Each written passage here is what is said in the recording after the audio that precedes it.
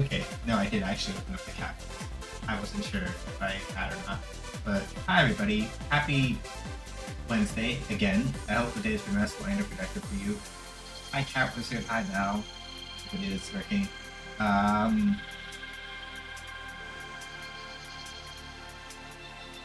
I missed the last two streams for two reasons. Sunday I was just tired. Friday I have been in the grip of a Blender hyperfixation. I picked up a couple of skills related to like Blender stuff, and I've been going really, really hard the last couple days on that. And so team schedule got knocked a little slash a lot.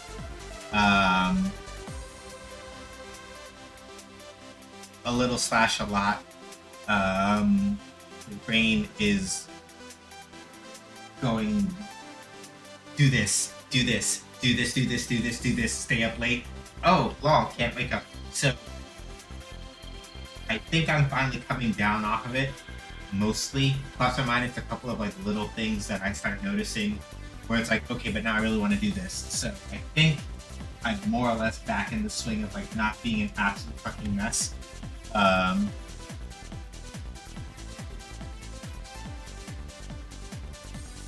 Oh boy, next week is going to be a doozy, huh?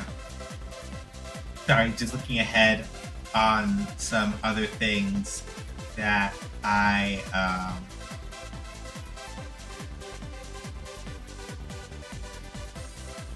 was looking ahead on some things that might be coming up ahead for next week, and I'm just like, oh, this is happening, huh? Mess, affectionate, affectionate. Yeah, no, 100%.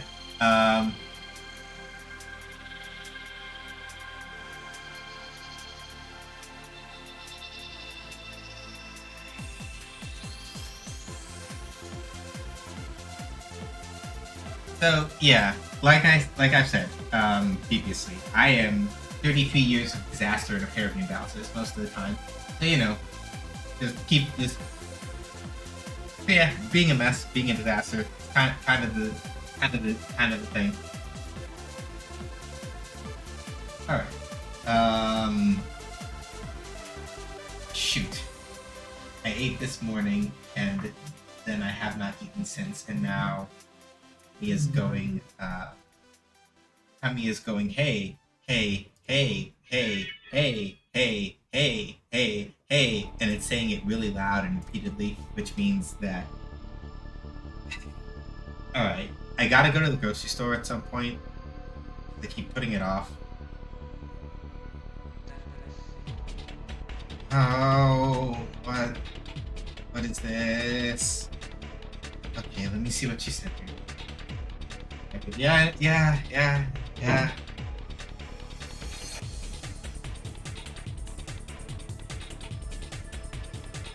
Sorry, the yeah was less directed at you and more so me looking at the thing that I got sent and going, okay, and I understand this is supposed to be motivational, speaking to the thing that I was sent, not to you, speaking to the thing that I was sent and going like, okay, that's cool. I am doing the thing, but I guess I'm just going to have to just watch it later and say thank you. It was sent. It was sent with good intention. I'm not upset. So like every now and again, I'm just like, okay, so just keep doing the thing that I've been doing. Yeah.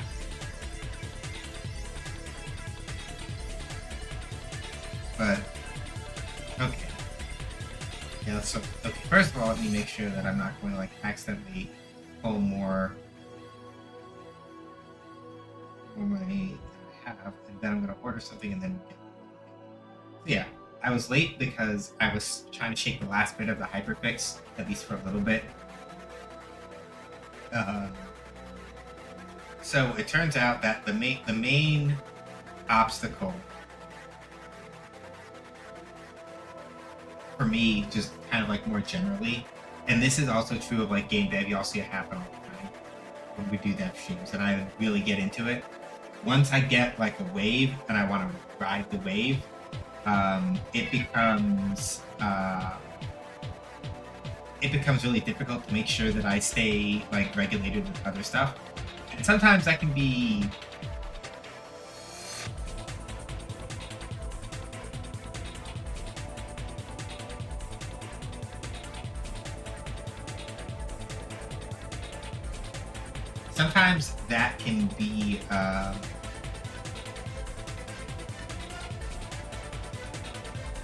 an issue for other reasons. Mostly specifically that like hyperfixations are fun.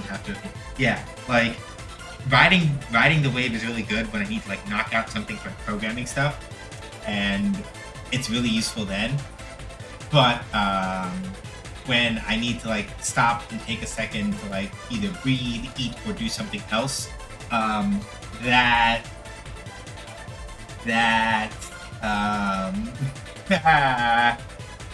becomes a problem.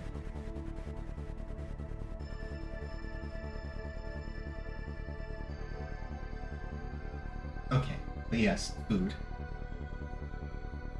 Okay. I really should order out a lot less, but I also haven't. Hyperfixation. I haven't had the motivation. Yeah, I very much on goes gentle effective patterns. Yeah, that's why I was like, when I was saying, all right, that's why I went back to specify. I'm not talking to you, I'm not talking to anybody on stream, I'm talking to what I'm looking at on my phone that I just saw that I was sent, and I read over the overview and I'm like, okay, that's why y'all sent me this. I appreciate it, but also, yeah. Like in this case, the no, you should stop and eat food was very timely and very appropriate, and I appreciate it. To be entirely clear, I realize that sometimes if I'm either 2 steps ahead of what I'm saying and I'm not paying attention to what I'm saying, I realize that the affect comes off entirely backward. You know what? I figured out a thing that was like really making my brain like itch, so I'm gonna spoil myself. I'm ordering Chipotle. Get us a beef barbacoa bowl and call it a night.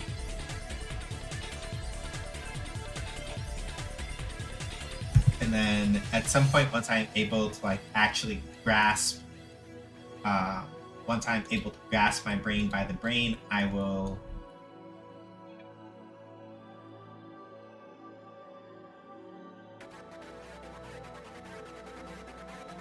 free myself of this torment. Okay, so that order's in the can. Let's get going. So, the plan for our core busters for today is mostly just to pick up with some of the other tutorial stuff I was doing last time.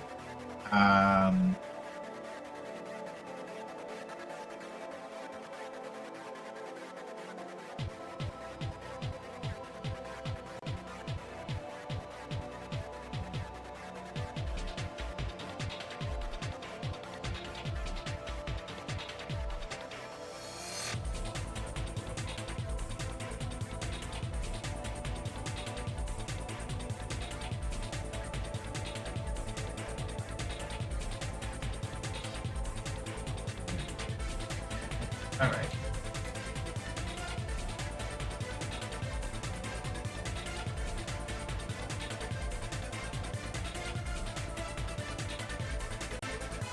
So yeah, let's review, because it's been a week since we've been here, and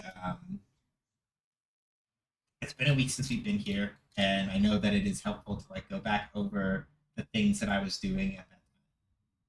Yeah, the window catches.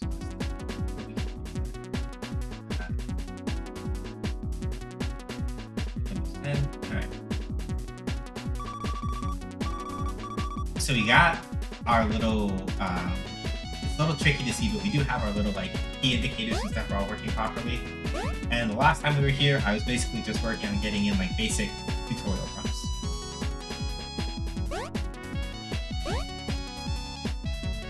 And all those work, and those do what they're supposed to.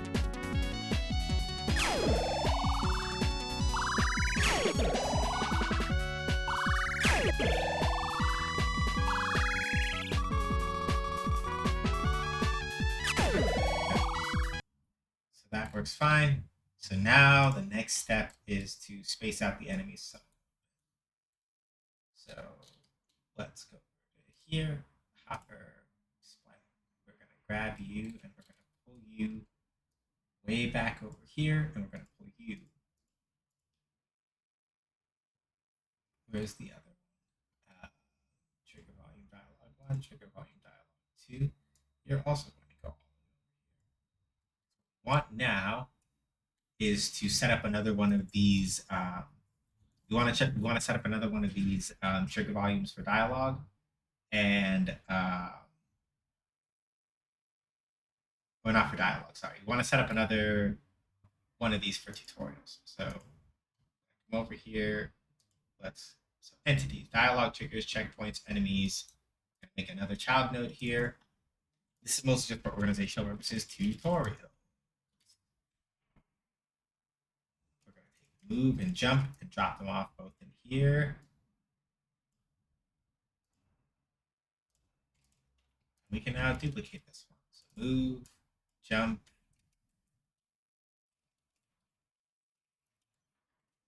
attack, tutorial prompt. Make sure that I grab the attack tutorial prompt itself and pull it over.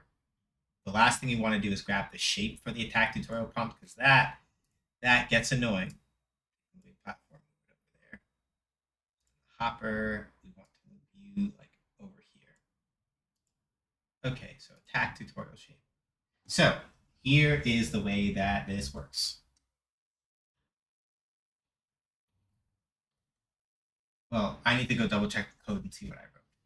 So I'm going to double check the code to see what I wrote to see how this works. Because basically speaking, the way that I've sort of like laid out this tutorial stuff is that I should turn down the music. So basically, like the last time that I worked on Biocore Buster stuff,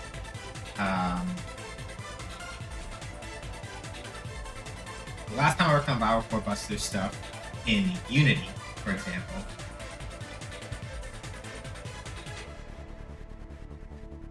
right? I basically had to sit down and devise a system for what I would do in order to make a distinction between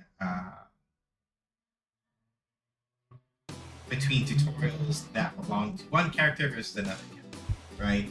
And that becomes like a whole thing, right? So thankfully, because past me has already suffered through this, future me now has like a way of dealing with this.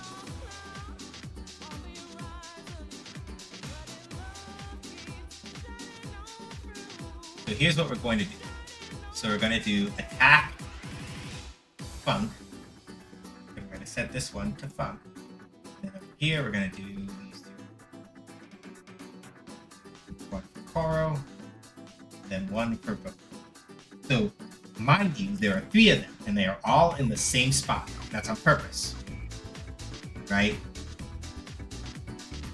But we have changed the tutorial type for each one to match accordingly, right? Now I just had to remember, how did I write? Okay, right, the pack prompts. That's how I did it. So now, here's the next trick that we need to sort of like look at. If we go over to the scenes, and I go over to the UIs, and I go to the tutorial prompts, right? I made separate, the way that I've set this up, I basically have to create a little miniature scene that has each prompt that I want to show, basically, right? And that includes the text that goes into it and all that other stuff, right? So in this case, really, here's how we're going to do this. Practically speaking, I really only need to do like 2 of these, really. This one, tutorial prompt, attack, funk, book.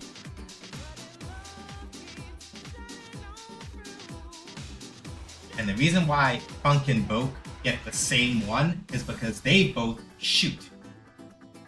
Koro does not, and that's why hers is separate.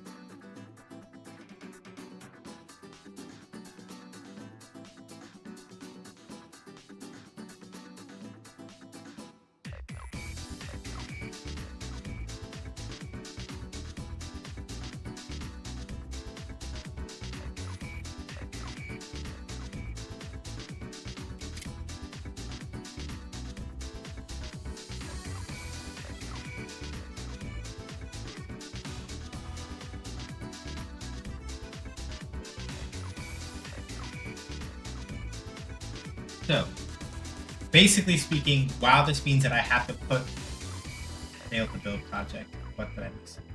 Oh, right, it's this thing.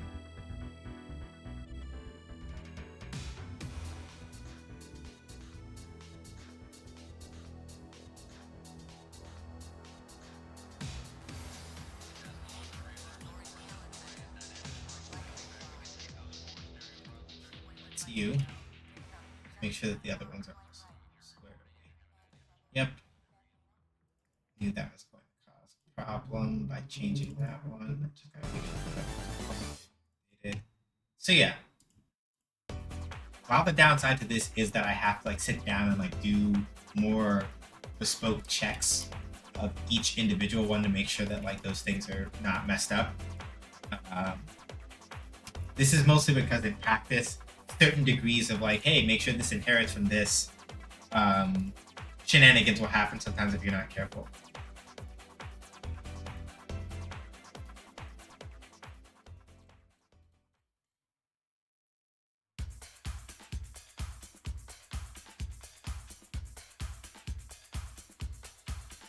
All right, so let's go back over here. So here's the thing I meant, right? So with this one, right?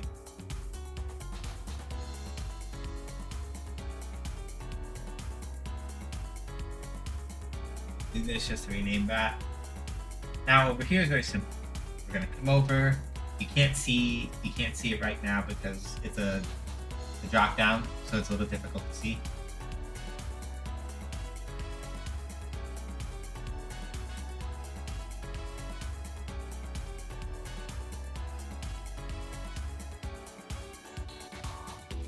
Okay.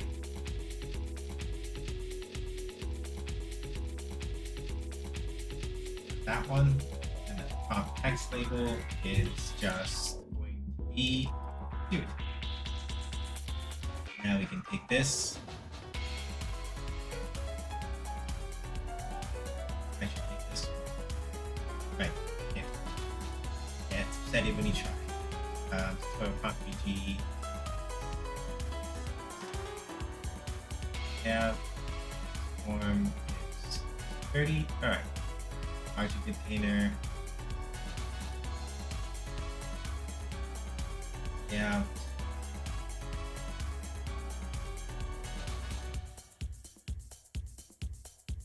Okay.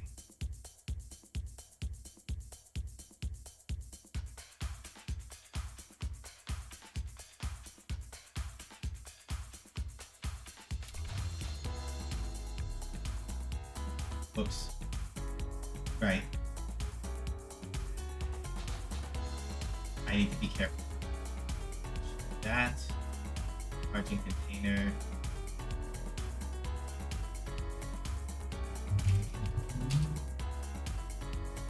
Oh, why are you doing this now? Margin container. Oh, it's because the rest of it is big. This is how wide. Oh, here's 50. 31 is 50.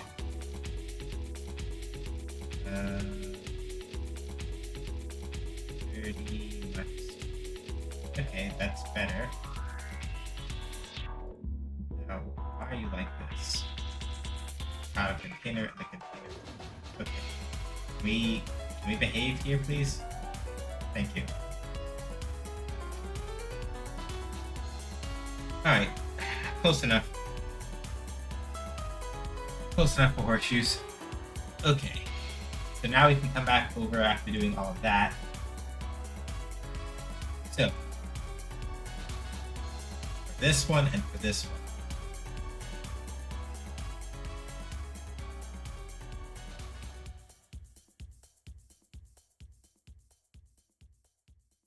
So that one is using func_voc.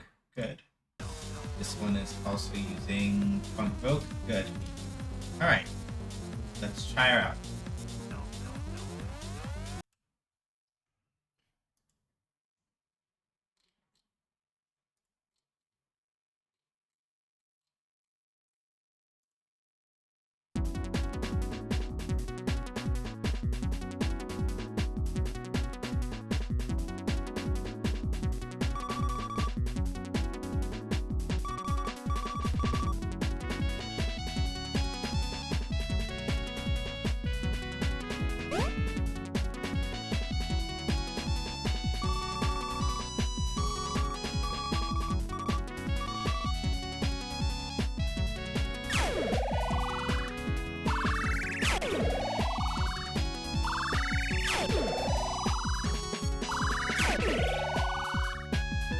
So to demonstrate the way that this works, so I'm going to come back over here, right?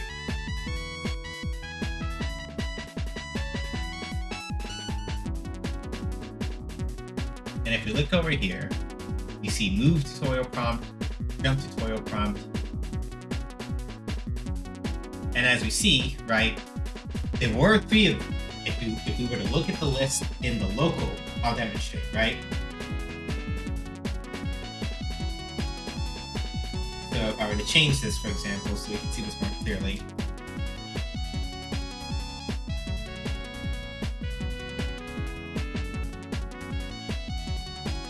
So I'm going to change it here. I'm going to change it here, right? So the next time we run this, you'll see what I mean when I say this. So right now, though, let's duplicate. Do a prompt at Toro.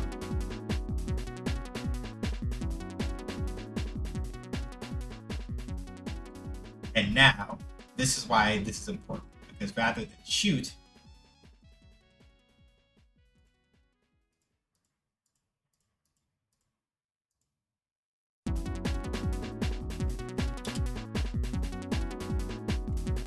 we say attack instead. And the difference does matter. So we're going to pop over here, we're going to come over to the core tutorial prompt, we're going to make sure that we swap it out.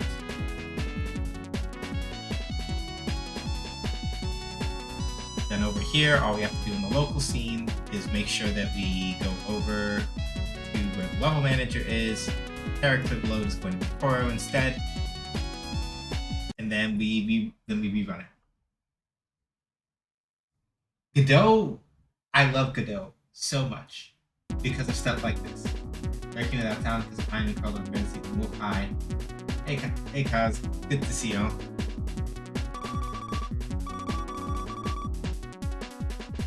Move, check. Jump, check. Good dialogue.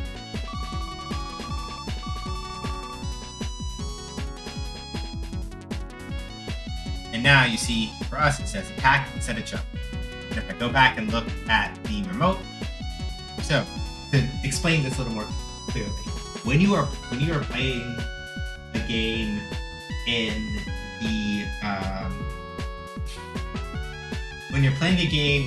the inspector, well, not inspector. When you are playing when you're running a project in Godot and you're testing it like this, I'm doing all right. Just coming off the back end of like getting really hyper fixated on something and or staying up way too late, and that is why I've missed the last 2 days of stream, because I've just been like either brain was in the grip of that or brain was in the grip of that, so I stayed up too late and I was exhausted. But now, yeah, I've mostly got a grip on it and I'm doing all right.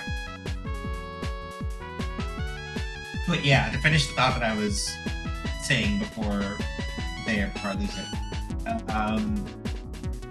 So basically, right, you have remote and local. Remote is the term that Godot uses for, hey, this is the game state that we are currently simulating for you when you hit the play button in the editor, right? So it's running all your code, doing all the other stuff so you can test it directly.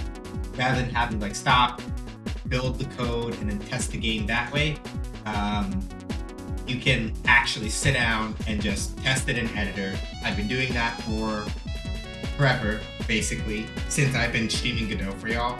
Nothing really different about that.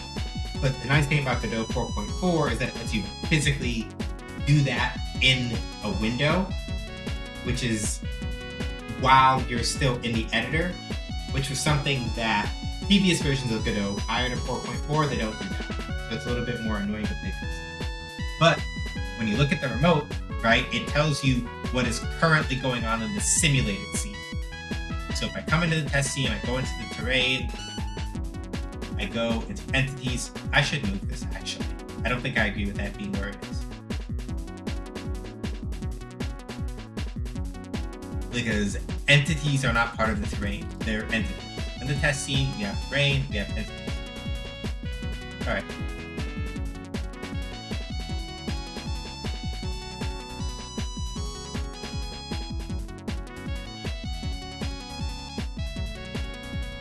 Which means the player should probably also go in entities at some point. That's what the player is. But I'll cross that bridge when I get to it. But my main point being is that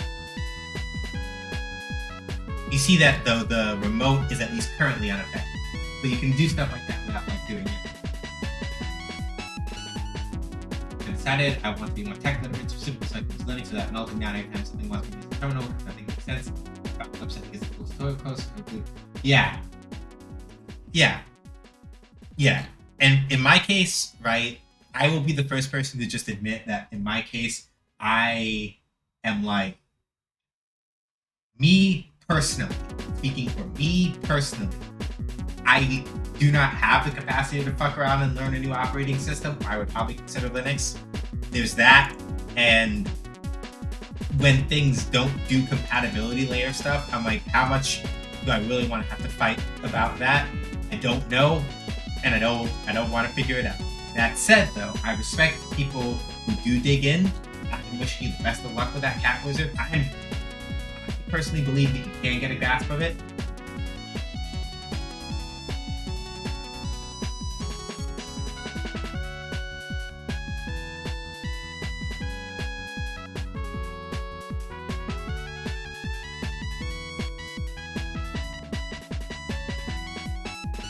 And so, yeah, I believe after I want to learn some coding, yeah.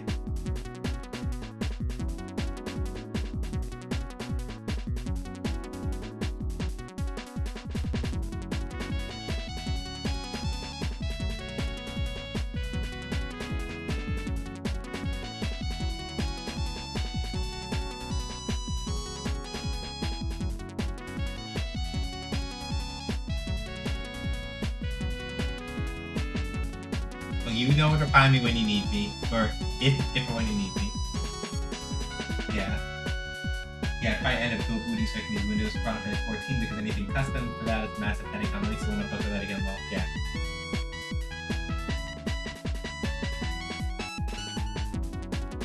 I won't know for certain until next week, but if you want a shallow learning curve, Zorin OS, the Linux distribution, there's still in sense of using that. Yeah. The main thing, the day-to-day use in most other games I was fine on. Yeah. For me, the main thing is mostly also that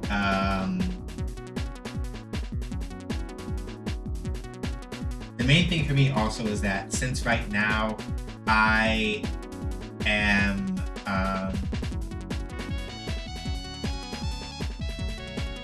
okay, so everybody was looking at Zorin OS. That's nice. But yeah, like the main thing for me also is that because at the moment I don't have a lot of disposable income, it's one of those things where the other thing for me also is that I would like to be able to be like, okay, if something absolutely gets fucked up here, I need to make sure that I have the money to like buy placement shenanigans or have other backup things going. And I don't want to fuck with it. Basically, my FAFO quotient goes up much higher for hardware when I have the option of like fixing things if things go horribly wrong.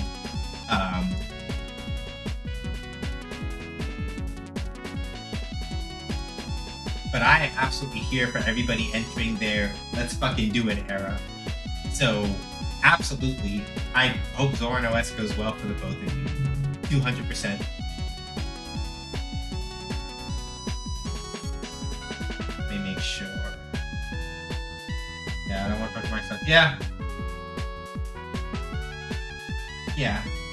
100%. Like I said, it makes sense. If I was in a position to like grind my brain against it, and if I knew for sure that it wouldn't like absolutely make fuck a bunch of other stuff I have to do, I would probably figure out how to dual boot if I was like really pushed to it. That sounds probably about the best thing.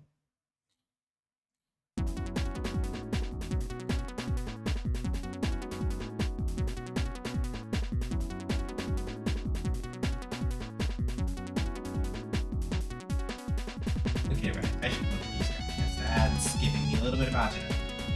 But yeah, as y'all can see, right? Um, if we look at the remote and we go over to where the tutorials are, right? The funk and the vogue ones are both gone. And that's on purpose. If you look at the way that I programmed the way that this works, right? Assuming I can remember how I did this. We want the trigger volume. So, this is the way that this works. The trigger volume tutorial prompt is the thing that's responsible for, hey, when I touch this thing in the world, show the tutorial, right? And right here is the variable that basically determines, right, which character contributed to this tutorial. If I set it to any, then it can be anyone. But if it's set to a specific character, the trigger volume will erase itself. That character is not the one loaded. And it's because of this thing right here that this works in the first place.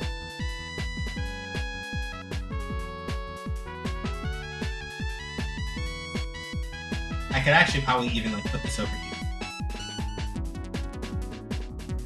Because the character to load, because bleh. A level manager will exist basically in every scene anyway, so it's fine. So, right?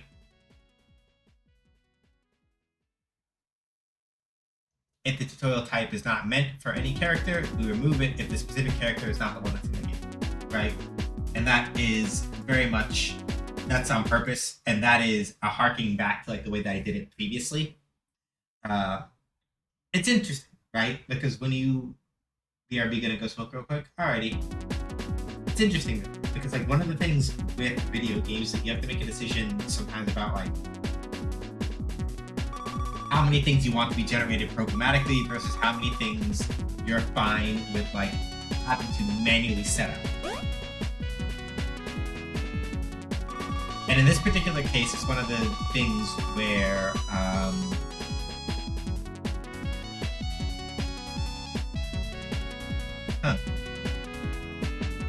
hang on a second.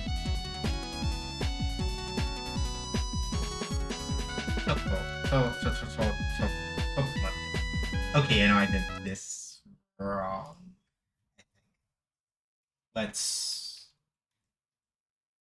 put it back over here. I'm gonna put that back over there. Sometimes you're too clever for your own good, and you mess with something that you shouldn't have been messing with, and you play yourself.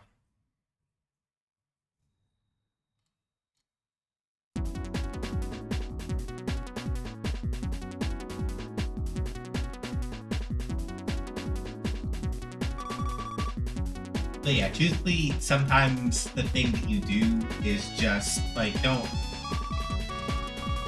Sometimes the thing you do is just like you just don't fuck with it. Like sometimes the thing that you do is just I'm gonna do it like this, right?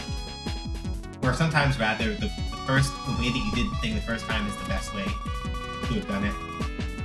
So like you don't have to fuck with it. Yeah, here we go.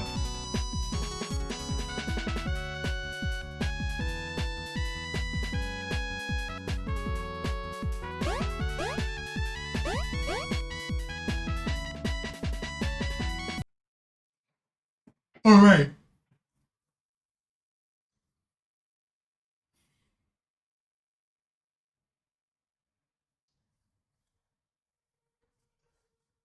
All right. I could have even tested this earlier because now we can do this too.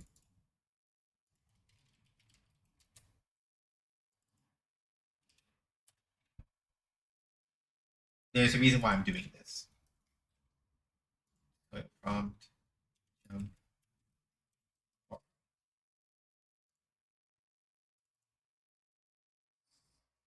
Here's the reason why.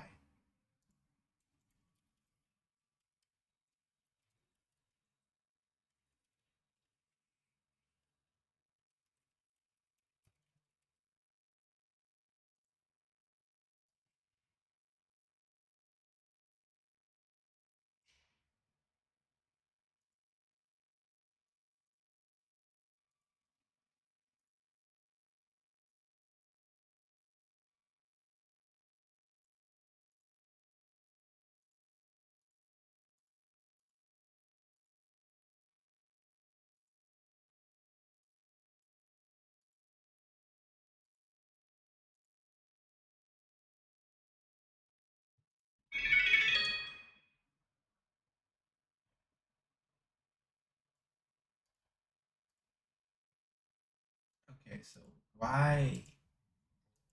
Okay, something's weird here. Why is this one not moving over? Like you can go wider. Why are you like this? Hang on a second. Oh, it's the custom minimum size. There we go. Which means that probably this one.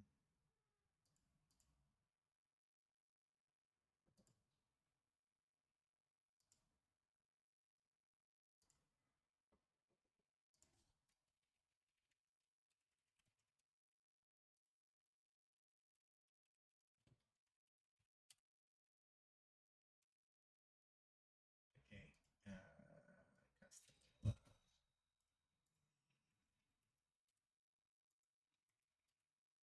Okay, there we go. Much better. Now I should be able to expand out, and now I can come over here and check this thing. Vertical alignment, center. Right. Horizontal alignment.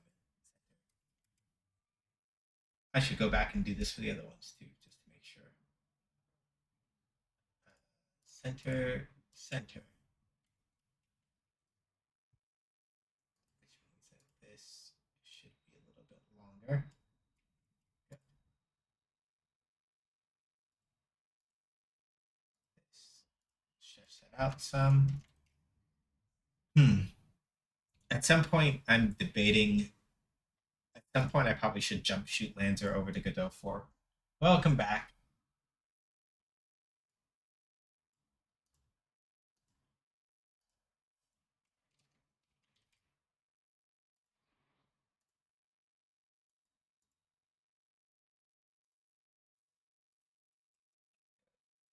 Coro, let's set up. Jump Coro, set up. Let me come over to the tutorial. Margin container stretched out. Cool. Prompt text control, prompt text label. Two things for you. Center, center. Thank you very much.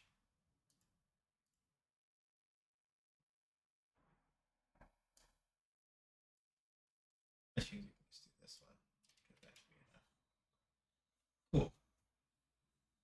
So you got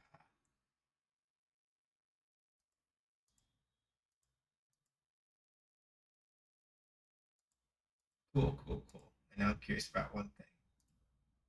Yeah, it does get knocked off center a little bit, doesn't it? Okay, but that's fine.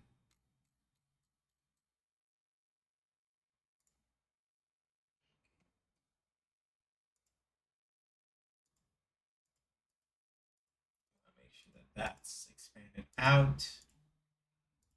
Cool. That's also expanded out. Good.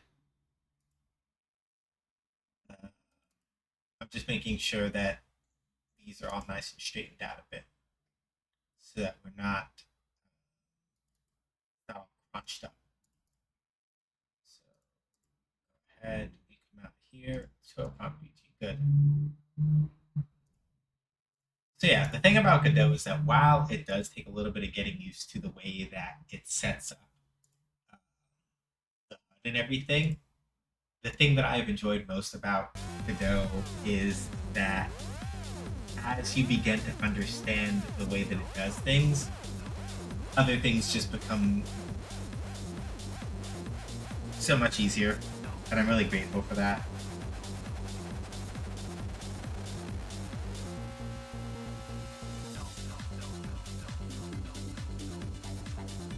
Good.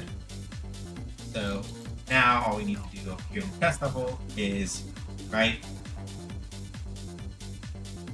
jump, jump, evoke, tutorial, prompt, and jump, prompt. Really, the order that these are in the actual like scene tree doesn't really matter. I just need to make sure that like I don't mess up which scenes are. Everything else is kind of like fine.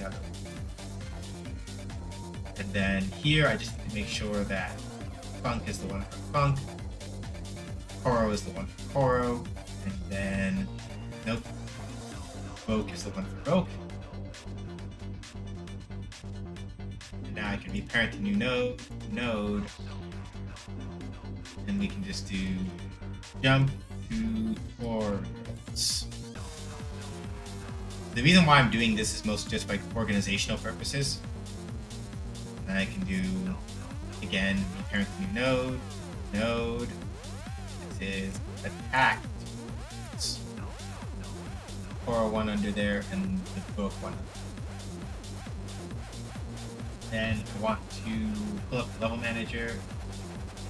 Rain, we're going to do it in that's the spot.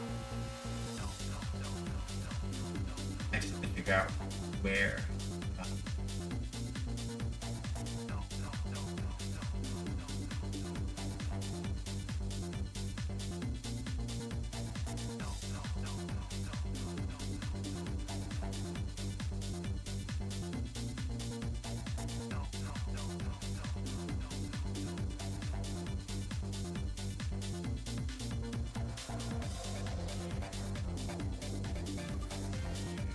Oh, I guess also that's fine. When I get around to this code, I want to dabble in Godot a bit. Yeah, I really like it. Godot is interesting because it's sort of, when I say the reverse of Unity, I mean mostly in the context of what content they were or like how they approached like what types of game and content that they wanted to do. When I say that it's the reverse of Unity, Unity started off primarily as a 3D engine and then implemented 2D support later. Godot did it in reverse. Godot mostly started as a 2D engine, and so its 2D features are the most mature. And oh, my graphic recorder is here. Let me pick that up from outside.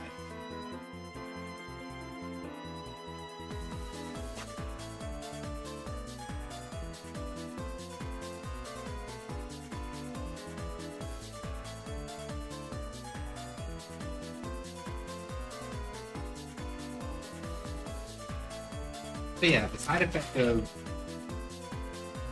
Sorry about the opening noises.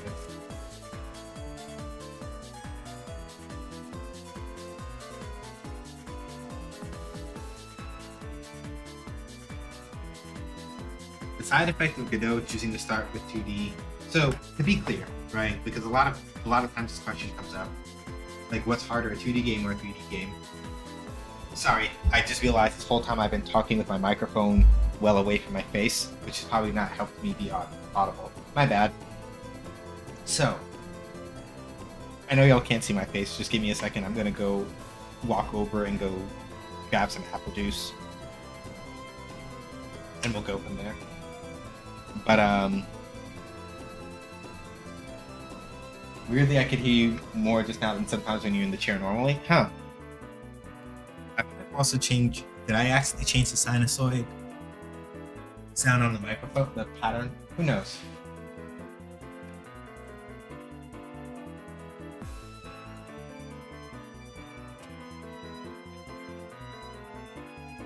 Not that this isn't an improvement. Fair.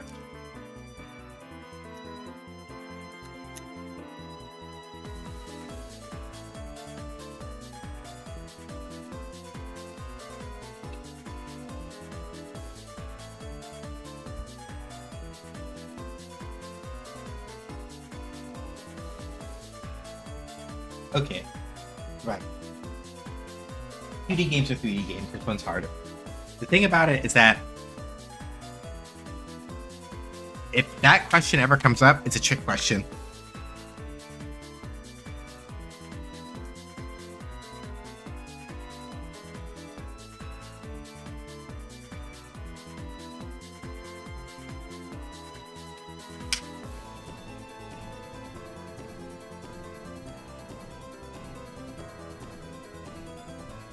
Apples and oranges, right? Basically. Because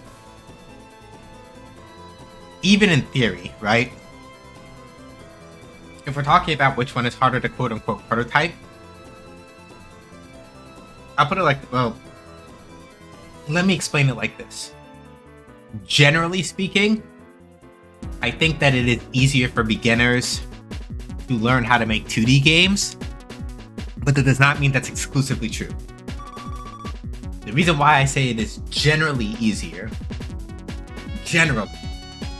is because when you only have to deal with the X and the Y axis, it becomes a lot easier to sort of like talk about and conceptualize things like movement, positioning, and things like that, right? However, it does not explicitly and automatically mean that it does not explicitly nor automatically mean that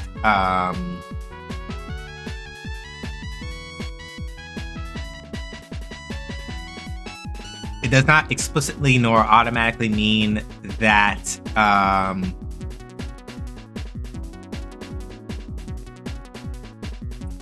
2D games are automatically easier to make, period.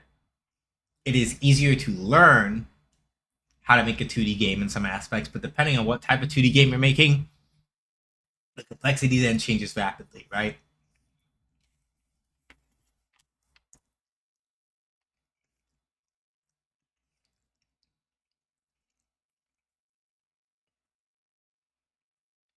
Platformers, especially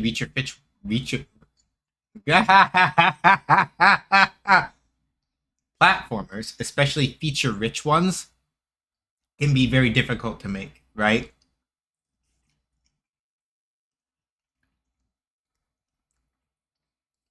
Because for things like, for example, wall clinging and wall jumping, you have to understand the principles behind, even if you're making like a 2D, even if you're making like a 2D platformer, right? The principles still apply in the sense that like, oh, I want to do like a wall jump. Okay. Are you familiar enough with vector math and geometry to understand what a normal is? Do you understand the conceit behind making sure that you can like use a normal to determine which way that you hit the wall? Do you know how to, so on and so forth, right?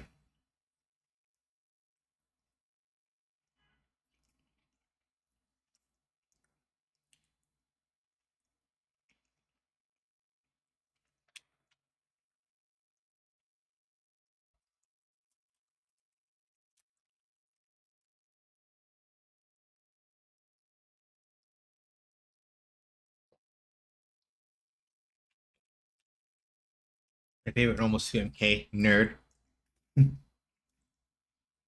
But yeah. On the other hand, right, some people might look at something like Balatro and go, oh, I mean, it's only 2D. How hard could that be to make? No, actually. Like, I can't say it for sure, but I can say this much. As someone who has programmed at some point or another functions relating to a deck and a hand of cards, you would be surprised at how much of a pain in the ass that is to get to work. For real though, when I try Godot, I'll probably do a text-based multiple choice game. Ideally, by the time that you try it, Yarn Spinner 3 should be out, which will make that very easy.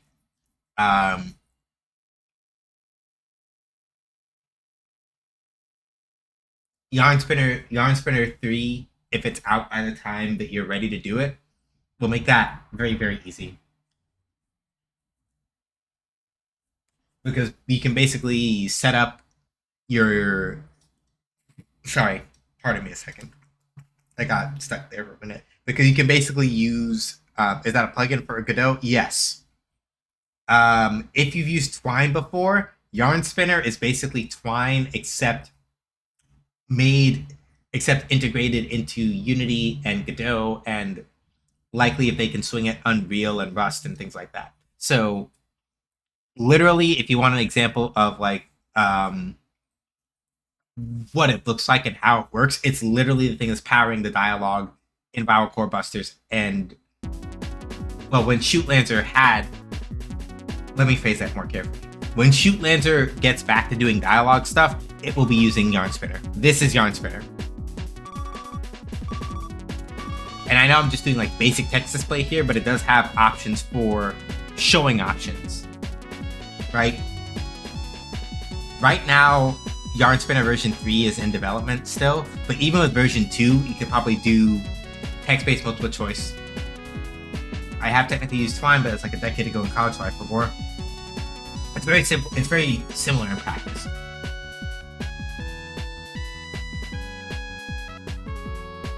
You'll get it back relatively quick.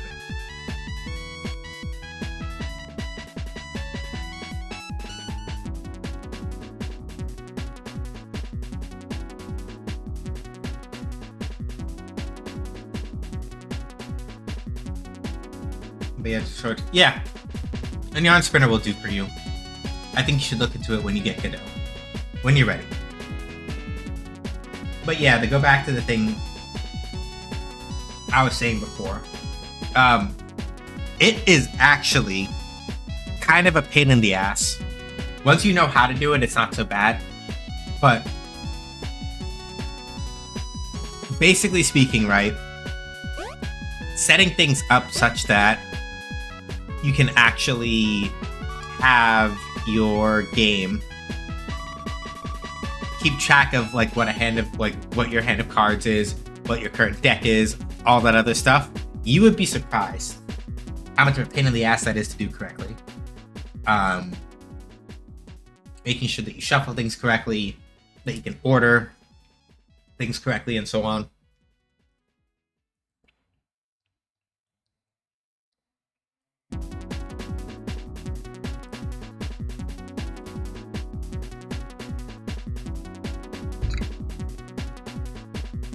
If at some point I ever come back to Oaks, Untitled Lost Kingdom's spiritual successor. Because I'm pretty sure at this point that From Software is never going back to that game. So I said, fuck it, I'll do it myself.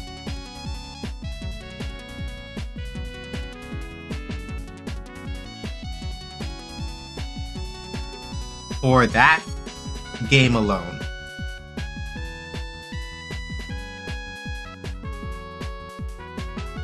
also I said, for that game alone, I actually think I can show y'all. Give me a second. I think I can dig this up without too much trouble.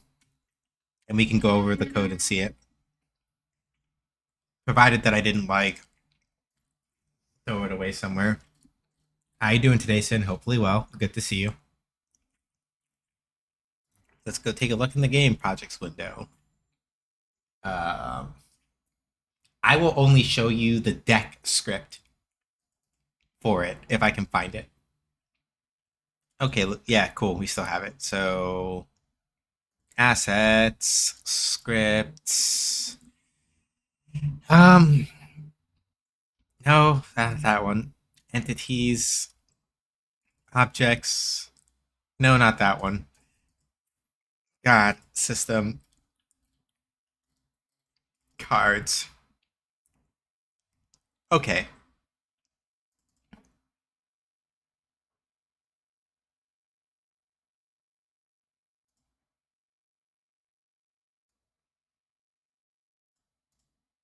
Okay. So, let's crack this one open.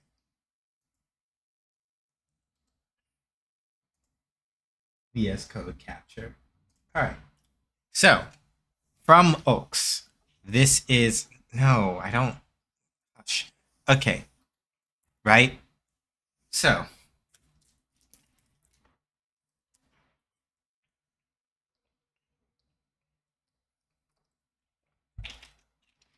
damn it, just went into an ad too. Okay. Let me eat and let me wait for the ad to finish so that like people who are in ads hell can like actually hear this explanation.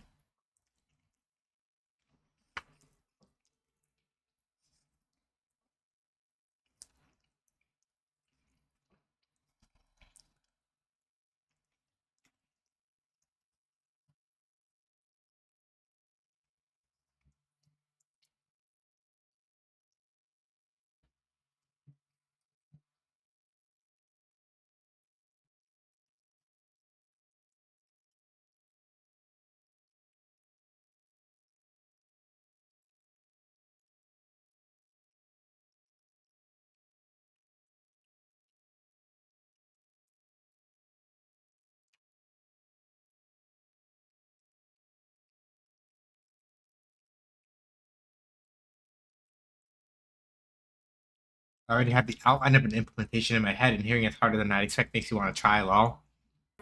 Well, like mine is probably not perfect,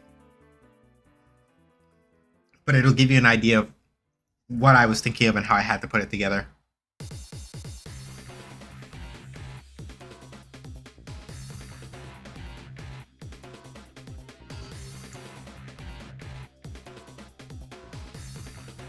And for playing cards, really, like if you want to simulate playing cards, it's not that difficult. It's once you start doing other stuff that you start getting sweaty.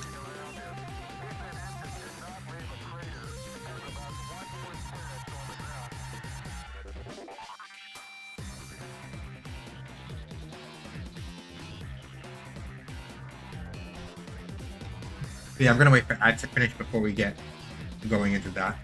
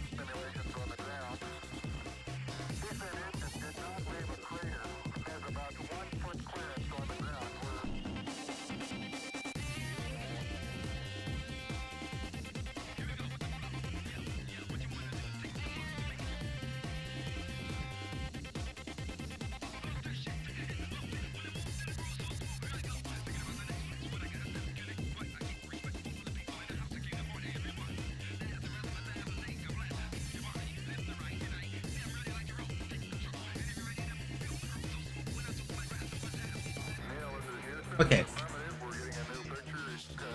Ads are clear, so let's talk. So, the basic idea behind Oaks is that much like it in Lost Kingdoms, right? You have a deck that consists of... You have a deck.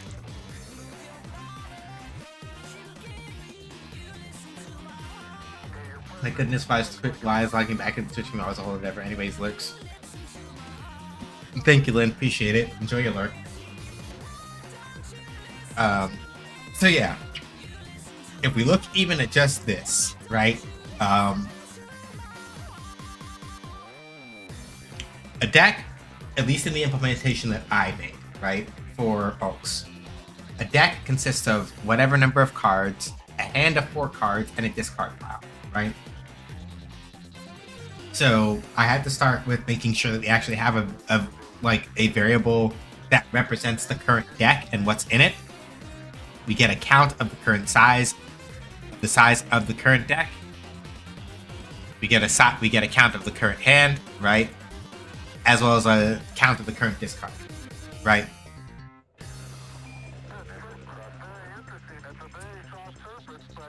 Then we have a list of cards that actually represents the current hand. And the reason why we have these public getters is to make sure that, for me, this is like a me thing. Other people may or may not have chosen to do it like this. Wherever you see something that says public getter, it's one of those things where it's like, hey, we need to make sure that the only things that can actually change the contents of or mess with the contents of a deck, they have to route through the actual deck class itself for safety's sake, just to make sure that we can't have other things accidentally changing it.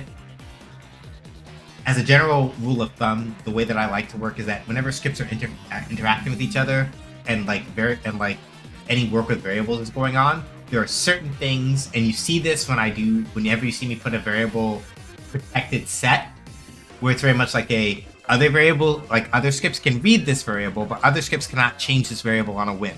It's very much on purpose.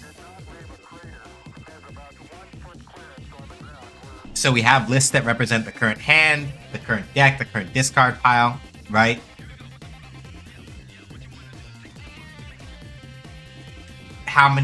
What's the maximum amount of cards in this specific deck?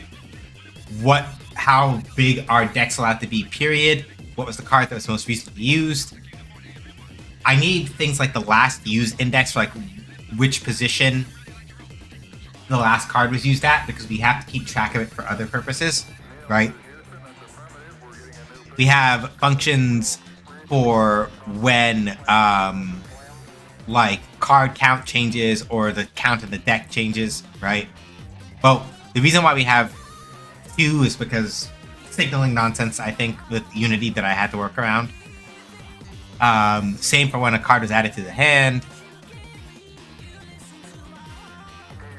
right?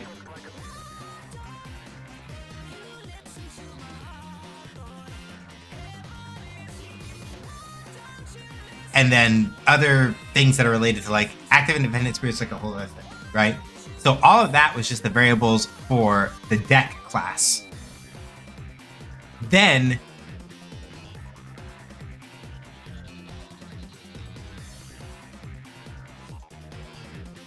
we actually have like the actual card class, like the actual like declaration for the card class and how it works, right? So within a deck, we have a deck.card, and that defines the individual cards within a deck, right?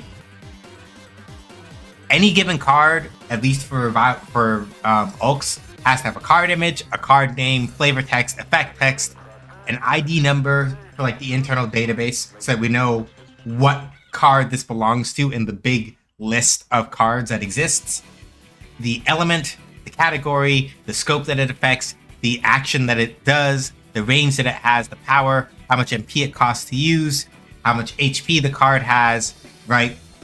All this other stuff. So for regular ass playing cards, this is not that it's not that complex, right? But the more attributes and stuff that like a card has, we're talking about just like the example of that, right?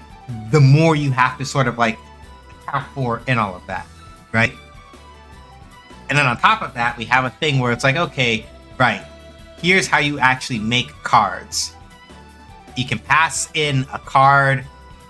You can create a card by using another card as a reference point. You can create a card by just listing out a bunch of different you can create a card by listing out a bunch of different aspects to it, or you can, because I am a silly person sometimes who just thinks of things and just does them, you can also pass in like a JSON object and use that to create a card. I thought too hard about this is what I'm saying. That's what I'm getting at.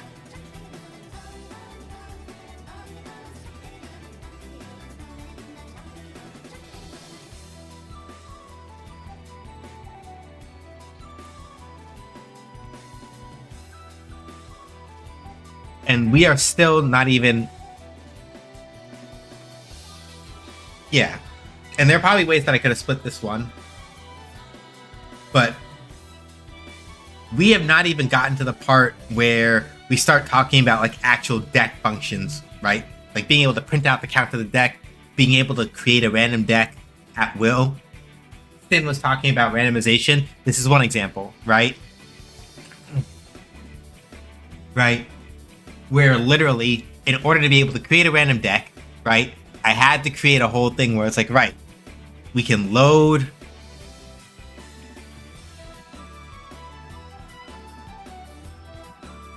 something out of the card database using like the random count between 0 and how many iPhone like it when you think.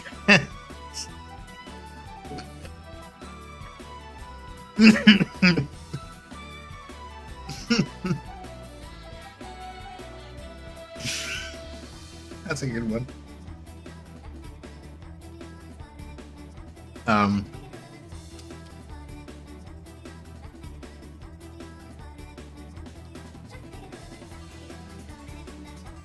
Sorry, my brain might have jumped somewhere weird for like half a second. It might have been me doing it on reflex because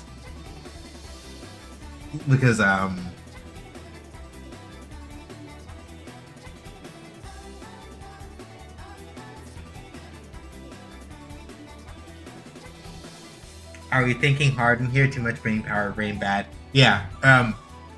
what I'm saying is that my brain jumped reflexively to the most juvenile thing about talking about, because my brain is empty, is what I'm saying. I immediately reflexively went for the dirtiest interpretation of that without thinking about it and started laughing. That's what I'm saying. Okay, right. Sorry, I'm still a little bit of a mess. A little. I think the hyperfixation is like cooking me a little bit still. Are we thinking hard in here? Too much brain power, brain back. Yeah.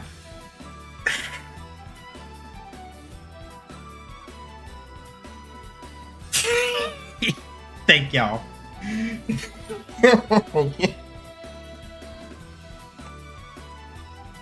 Oh no, I'm dead. I'm dying.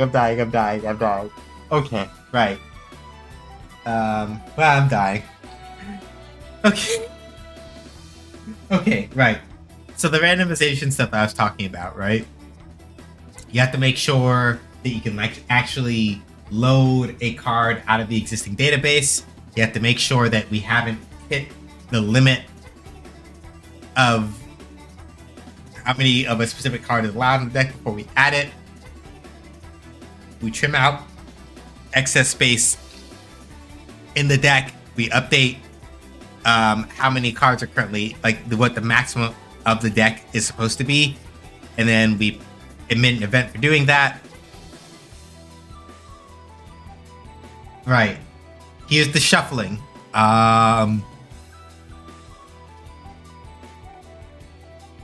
This is also why when you get code from other places, you should make sure you leave links to it. So shuffling, right?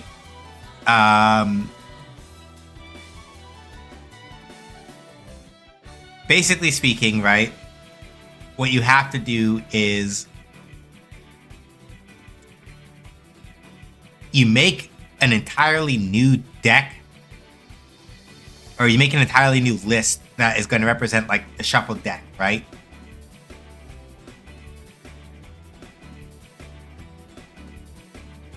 And then you make sure that it's the same size as the current deck that you have. And then you basically start with an index and you basically make it so that you are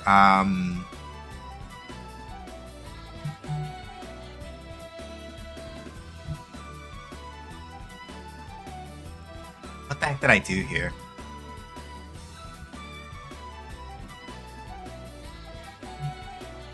I vaguely remember how to read this code. And this is why I should comment your code more thoroughly. Because I could figure out what this does, but I have to sit down and re-piece it together back from logic. And I should have commented it. But yeah.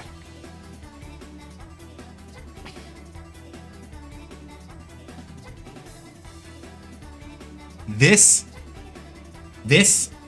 code for just the deck is 1,054 lines. You and I code, what the fuck was I doing? Yeah, pretty much. But yeah, if you're obviously just working with like a regular ass deck of cards, right? Where all you really have to care about is the suit and the number value, right? It's not as complicated in some aspects, but you still have to account for things like, all right, how do I shuffle?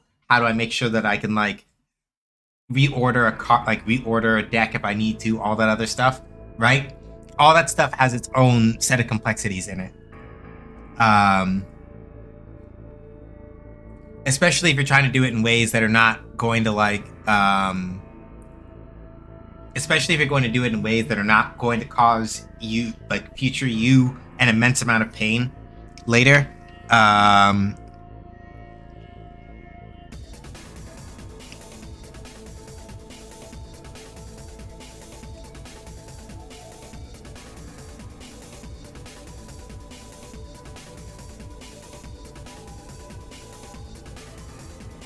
But to go back to the original point that started all this off, I didn't lose the train of thought this time, which is impressive.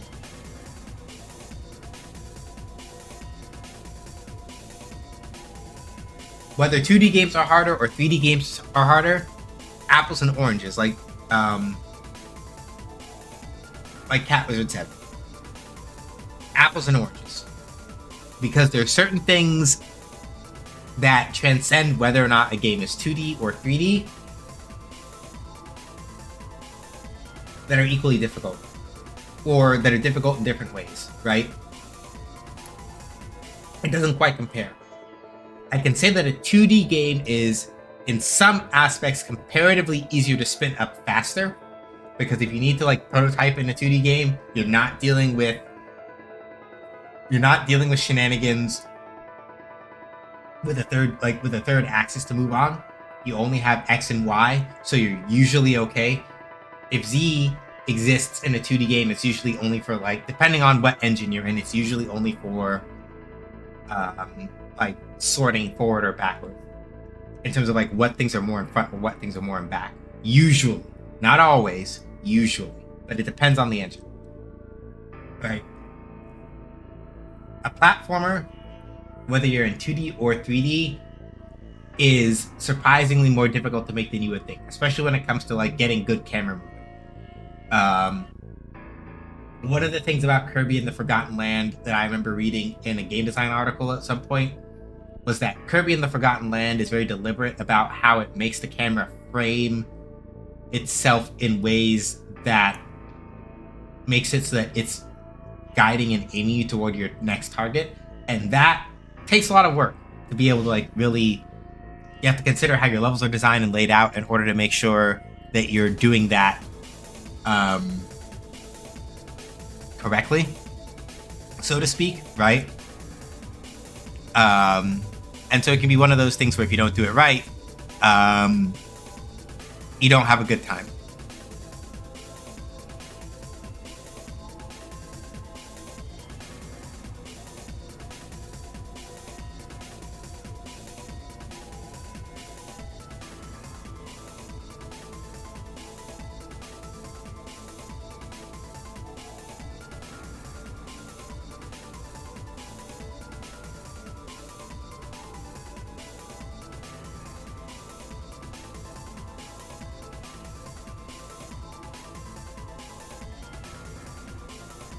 Okay, hang on a second. I want to make sure that I do this right.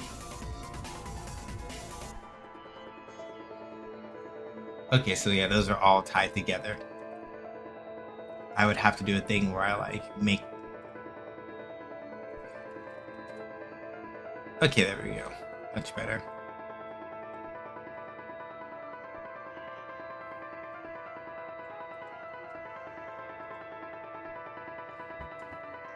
If I remember, Sean, you're supposed to grab. I nearly did it again, and I would have been screaming. I would have displaced that wall a second ago because I wasn't paying attention to how I had it set up. So we're gonna take mesh instance. You need to be a little bit thicker, I think.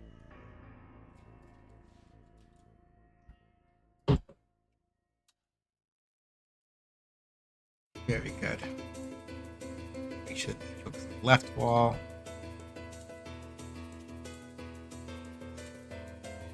Just gonna crank this forward by like 1. Alright, good. And now I just need to make sure the mesh for collision shape, I gotta make sure the collision shape is the right size now. 60, and this is like what, 1? Nope, 2? There we go.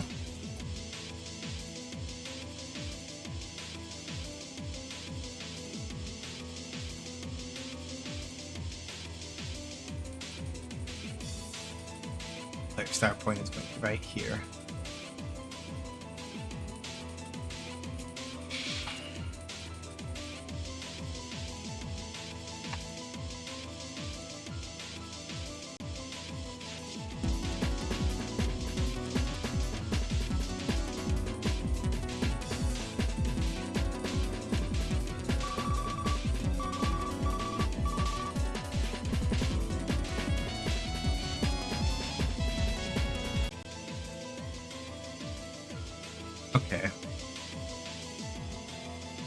Hold on a second.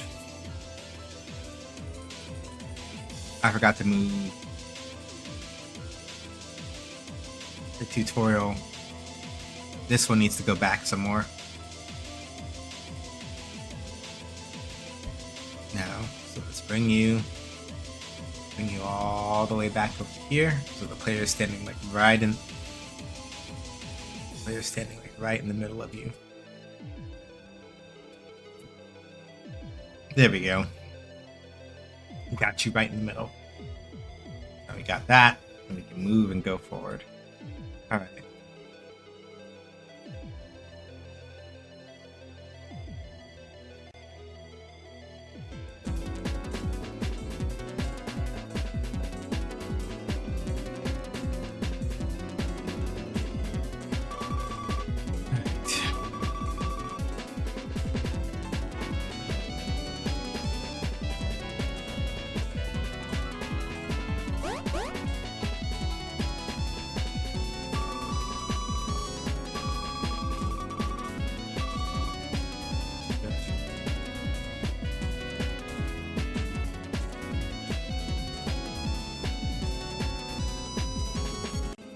Good. So that's what it's supposed to do. Only thing is that the camera is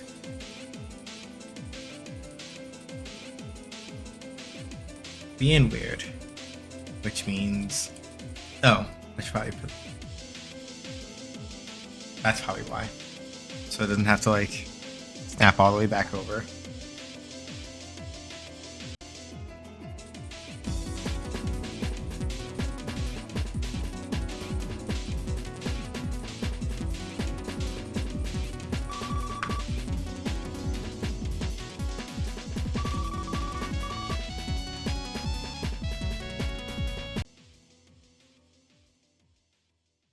Camera, what?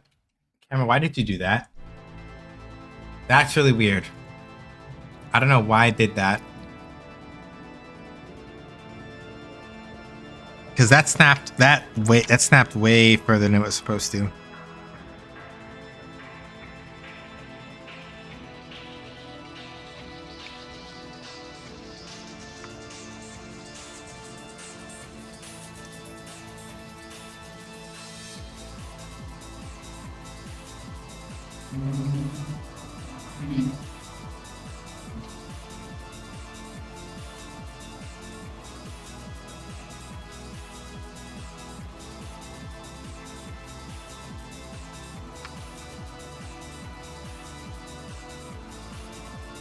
Lurking once more, doing M5SB clear sob.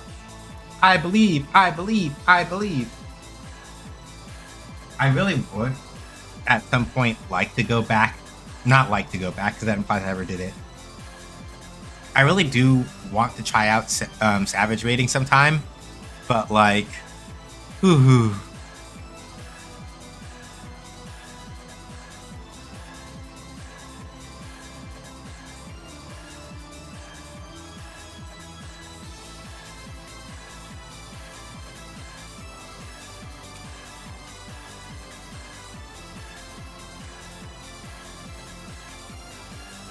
By all accounts, it's not the tier 4. Yeah, like I have heard a lot of people just going like, wow, thanks, I hate it here. Wow, thanks, I hate it here. Wow, thanks, I hate it here. Right, and I'm just like, in my particular case,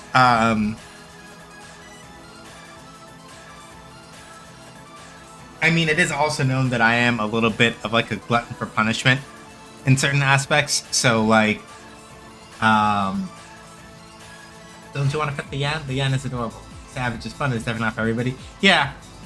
I guess my perspective on it mostly is that it's like,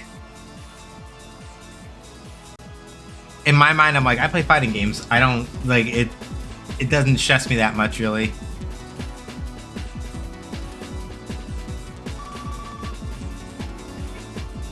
Which is not necessarily like a guarantee that, like, you know, I'm not going to get like absolutely fucked up if I go in there, or that I wouldn't get frustrated. But it's like, given that I'm used to like kind of putting my nose to the grindstone, there's that. But I'm also aware that like it's more than just like me. It's the dynamics of like finding the right group to raid with, and all that other stuff. Mental endurance, I know, is a big part of it, but it's also like, do you have the right group? Does the group have the right attitude? If the group doesn't have the right attitude, it becomes so much harder.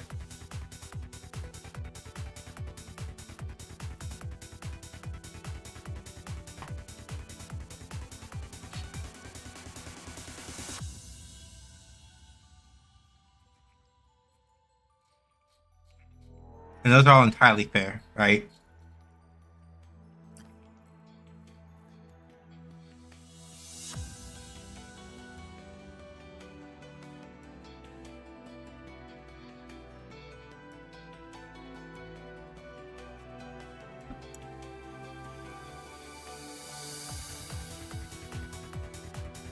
This much coordination, don't get me started. Yeah, you guys work well together.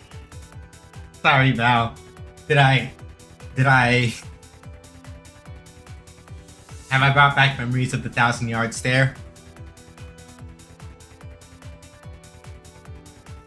That sounds like a oh god, the stories.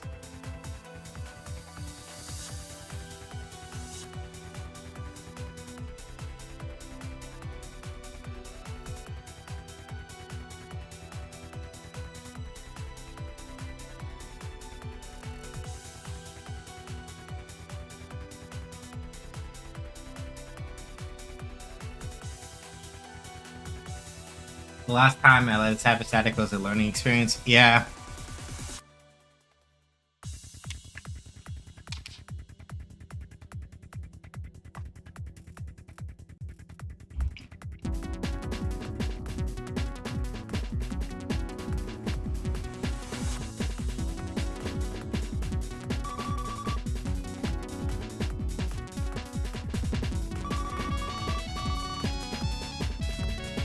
There we go, much better.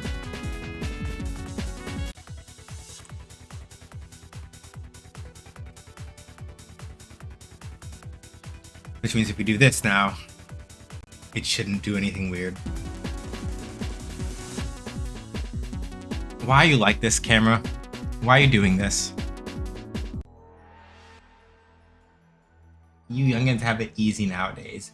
When I was your age, I cold progged M2S with a colorblind tank.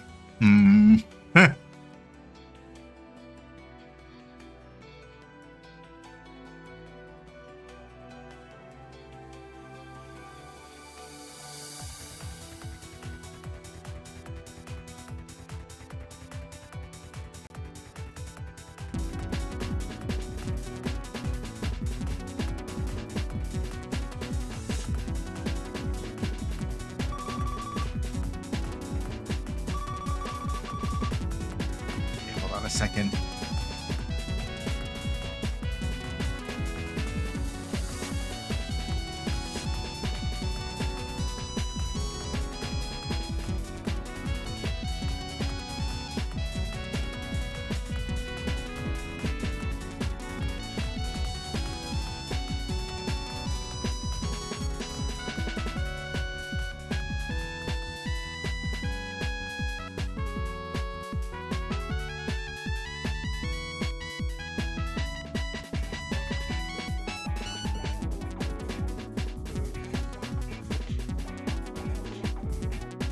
I actually didn't well into it, broke our static. Oh.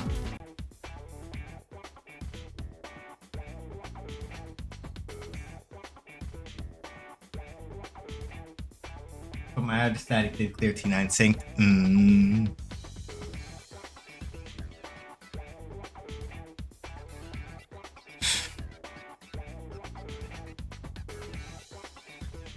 We take those though.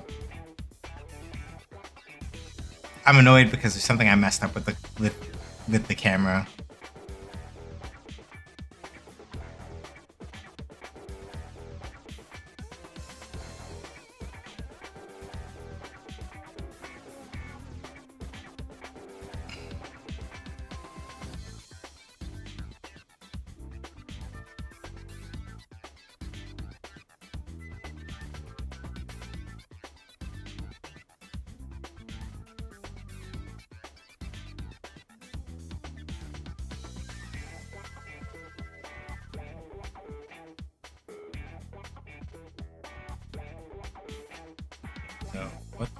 there's something else that I haven't done here that's causing a problem. So let me see something quick. Hold on.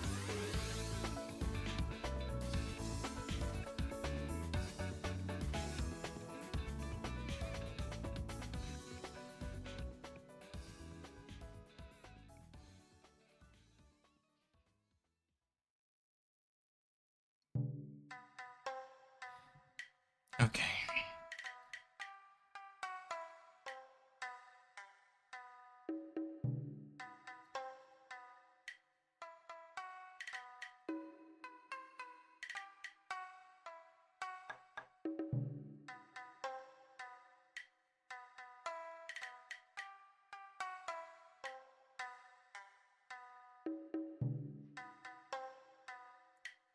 Changing targets is false if follow target is not. Okay. I'm back lurking. Alrighty, cousin. Good to see you.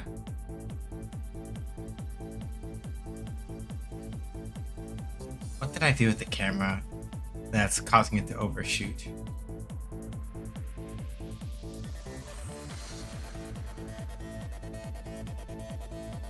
There's something I did with the camera that's causing it to overshoot when it's supposed to be changing targets.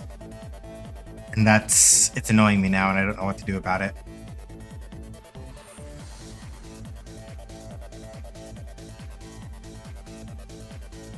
Okay.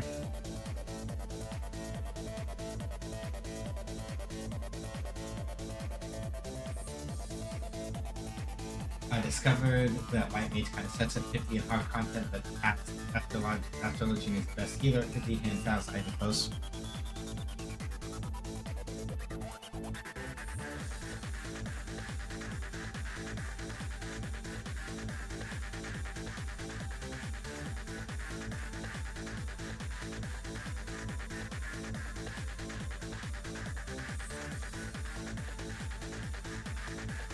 Okay.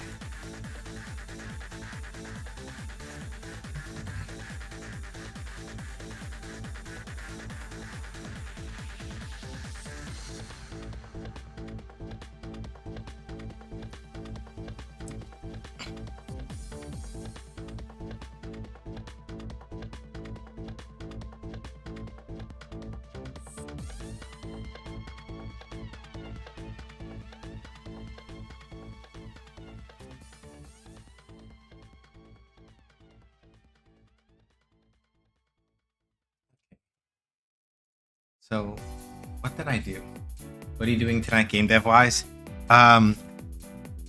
Just tutorial stuff mostly.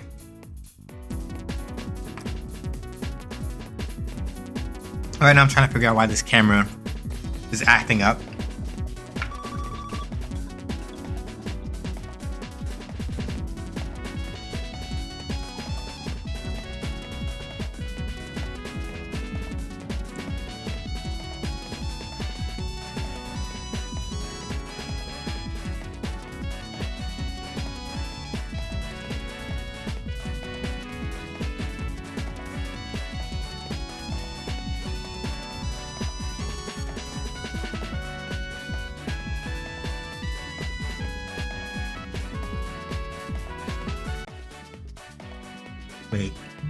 Wait. Did I fuck up? Hold on a second.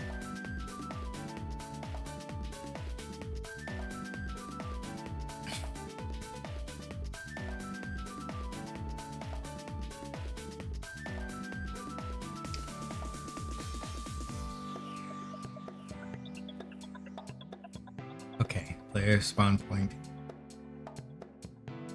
Player start point is there. Okay.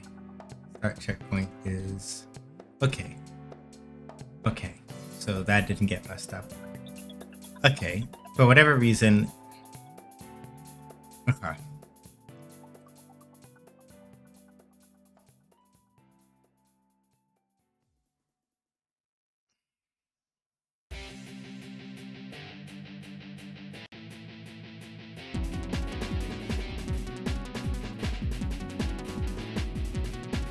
Yeah, why does the camera... That's a problem.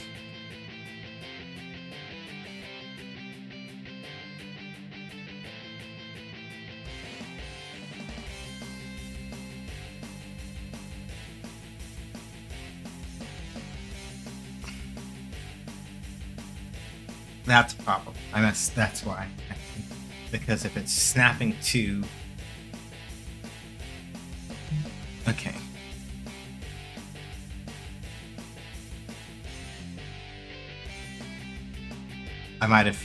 That might be the problem. The duration would have made it stop. Okay.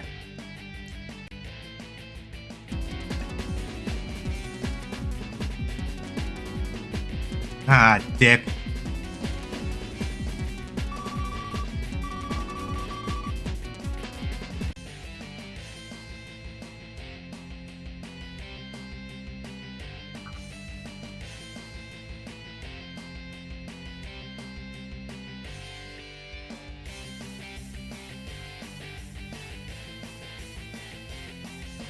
Okay.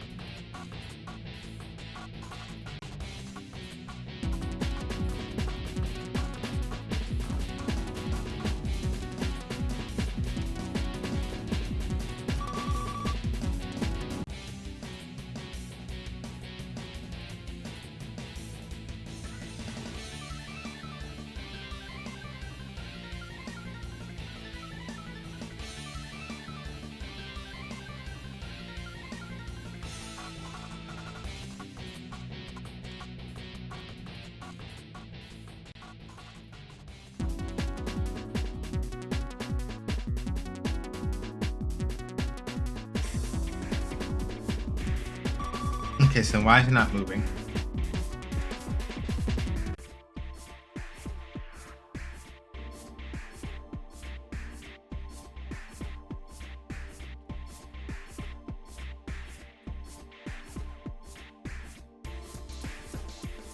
All right. So this turned into an impromptu camera debugging session.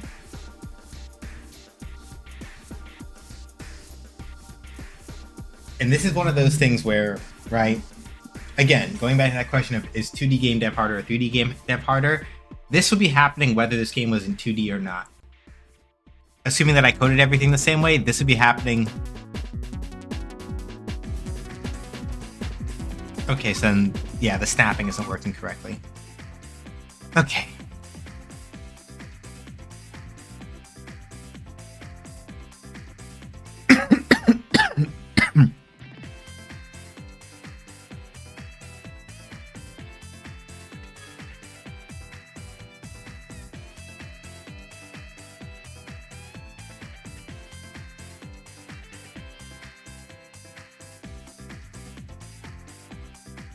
Camera problems seem difficult, or at least they seem like they would be in my brain.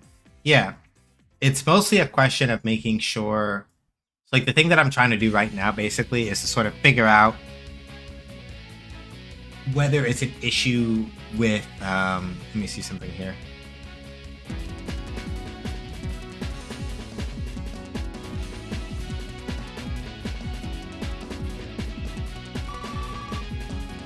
Yeah, it looks like for whatever reason, it's not going all the way over. All right, so let's just do this.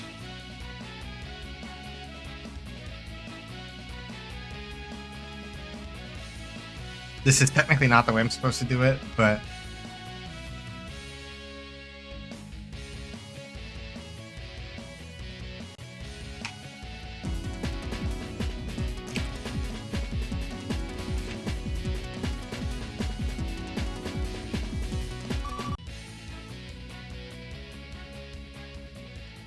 Yeah, okay.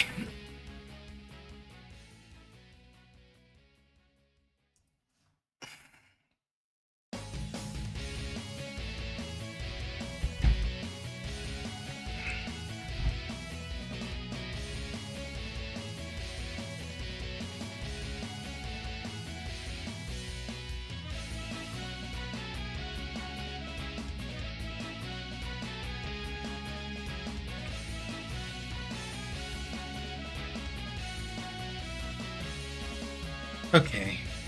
I forgot how I did this code previously, which means that I need to go...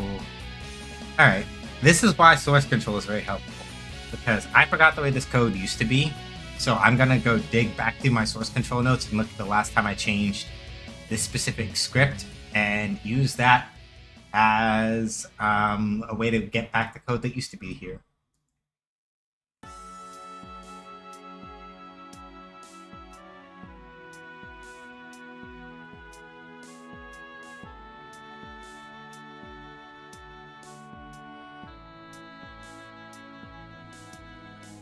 So now the tricky part is that I have to sit down and figure out when the last time was that I actually, like when I actually wrote this code. So objects, camera, nope, that's the UID. Okay. So then when did I write the camera code? This is the part that's going to be a pain in the ass.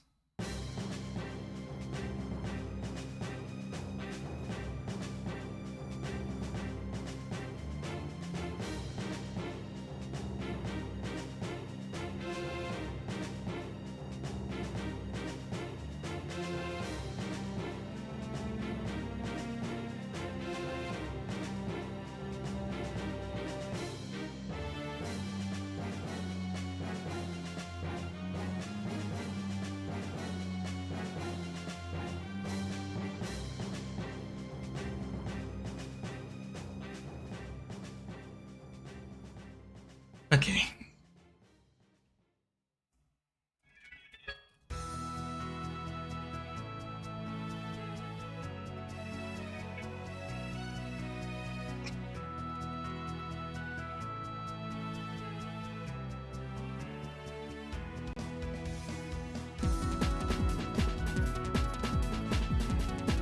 Well, that didn't work at all.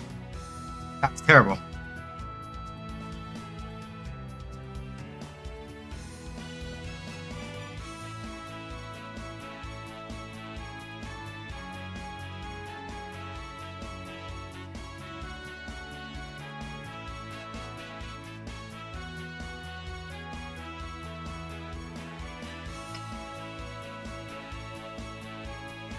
Okay, so we're going to leave this alone, and I think I'm going to try something else instead.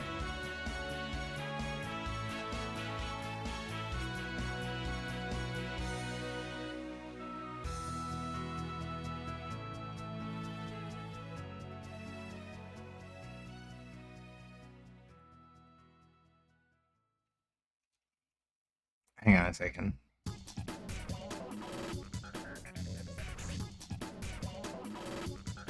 Or, wait. Wait. Pause. Okay, no, the camera controller and the player are both...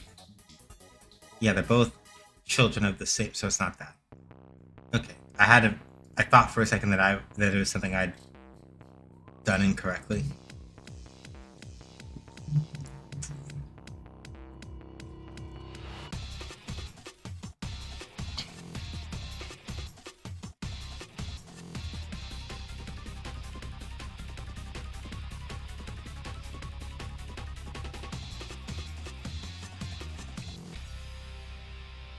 Oh wait, no. That's not where that's supposed to go. Oh, that's gonna cause something horrible to happen. Yeah, no. That's not what I wanted to do. Okay,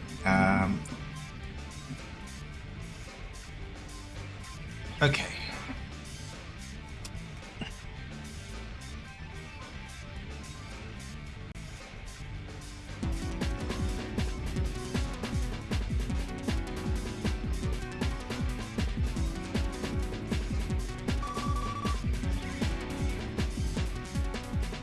Okay, so...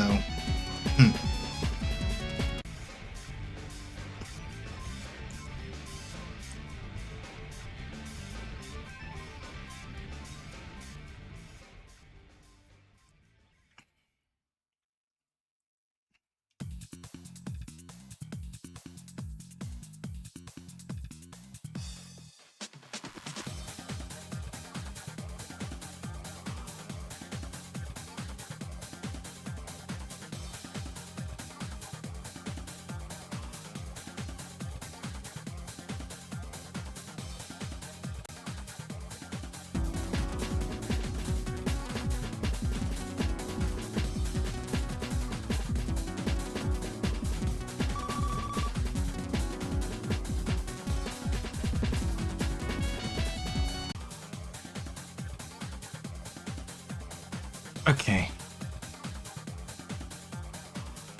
So it's doing all that, but for whatever reason, the camera itself is just not. It's not moving.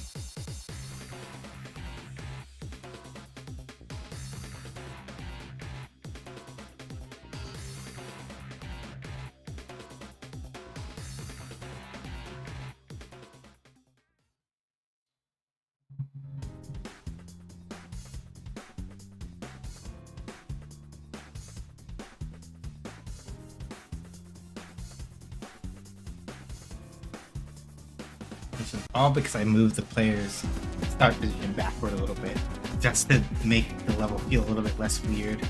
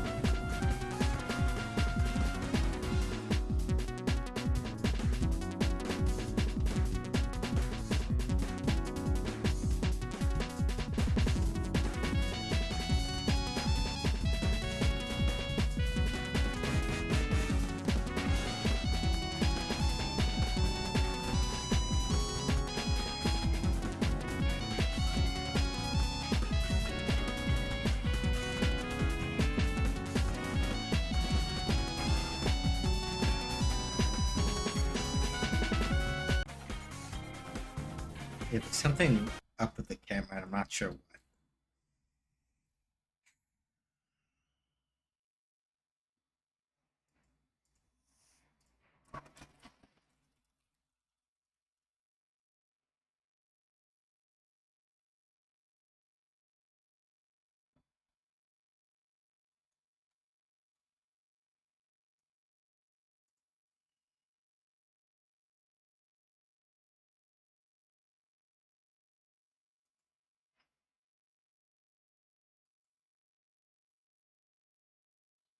Oh, somebody has already made a camera add-on for Godot.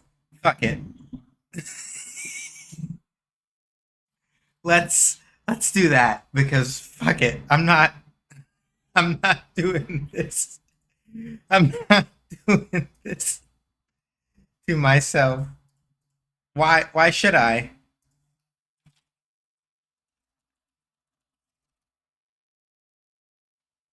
Here we go. Phantom camera. Gimme.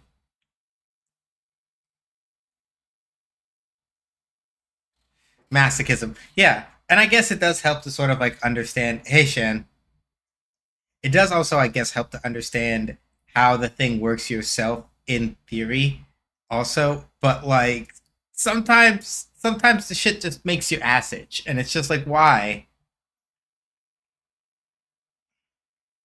Okay. Um.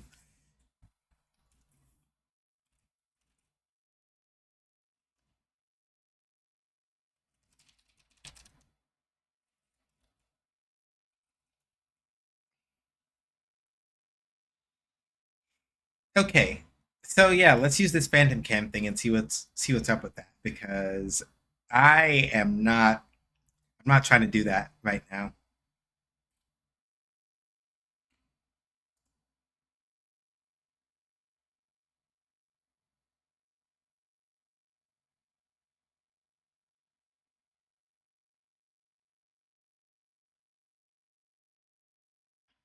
Okay. So once installed and get started with the add-on, a given 2D or 3D scene will need the barrel below minimum setup. Okay.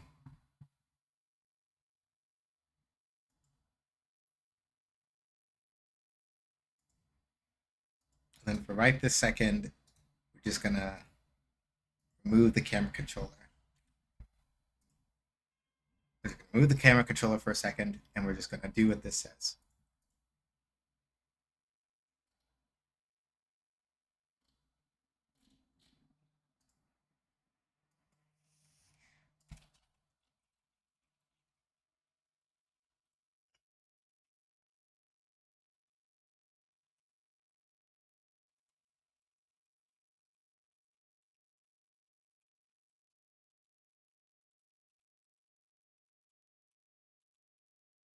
How you doing, Chin? Hopefully well.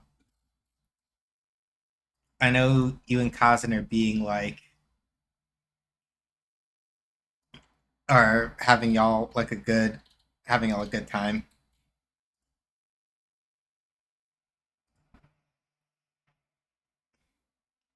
Got some sleep, 5 hours counts. Yeah, we take those. All right. So camera 3D. We need one of those. Correct. What else did they say? A phantom camera host node as a child of that. So add child node. Phantom. Hang on a second. Ah, damn it. Debug. Let me make sure that the. Yeah, it didn't actually activate yet. Okay, cool. There we go. Now let's try this again. Add child node, phantom camera host. Yep.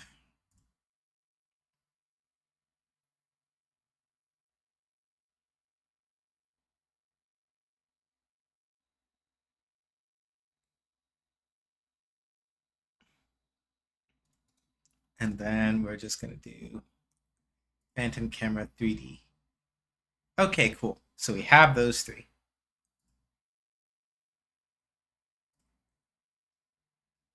So basically, this is the setup that's needed according to this.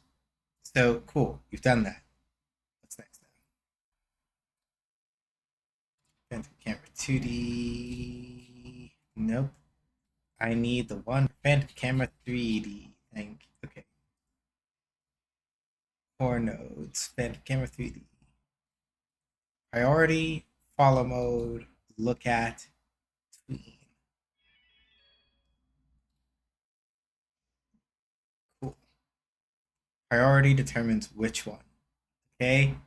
And then when you set another camera to the highest priority, okay, that works. Follow mode. Okay.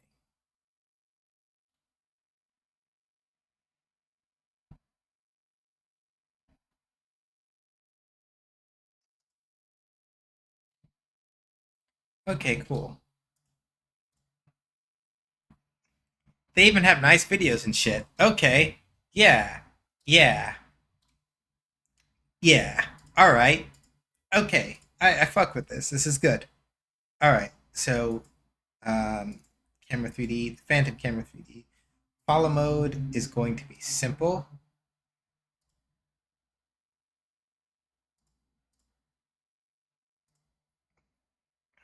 Okay. So, let's see here.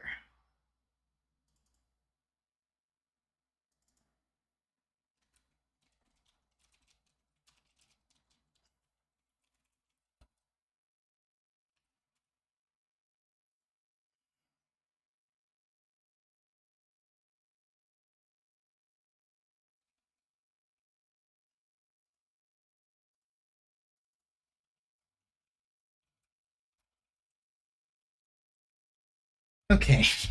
Because they're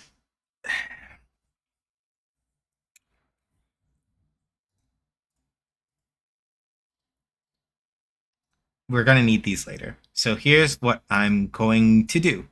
Two things I'm going to do very quickly. I'm going to save these two as scenes. So scenes, we're going to do entities, we're going to do folder, cameras. So we want that, and then we also want these two. So these two are both now two separate scenes that I can reuse a bunch of times. If I need to, I can turn them into auto load scenes so they always load in. Just makes my life easier. So the first thing we're going to do is the follow target is going to be the player start point. We're going to start with that first. Now I need to make some adjustments because I'm not using my own camera. We're not doing this. So this means that I need to... Oh, right. Shaking the camera now isn't going to... Ah, fuck. I got to figure that out.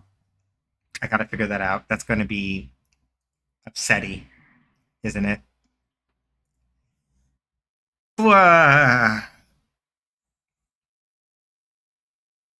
It's a good thing I didn't delete that. Okay.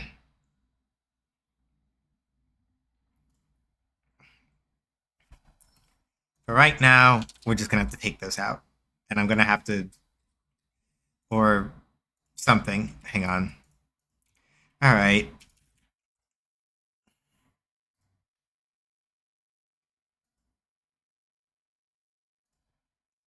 I think as long as I don't hit anything, it should be fine.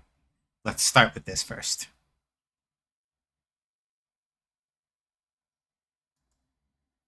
That's the only bad thing about, like, finding new stuff, is that the old stuff then breaks tremendously.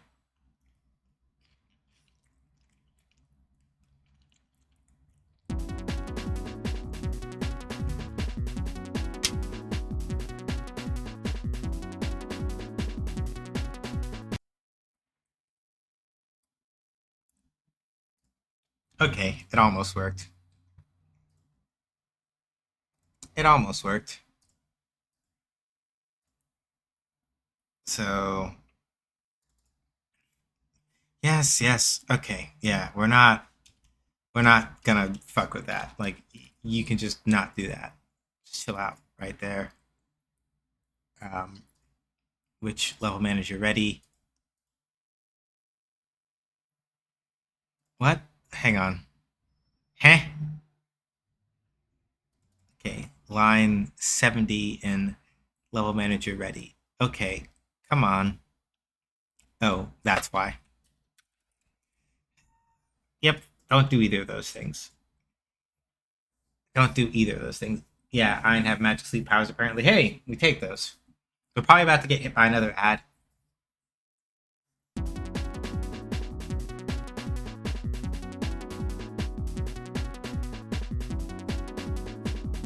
Okay. So at the very least, we know that the camera... We know that the camera is looking at the correct spot. Okay, follow parameters.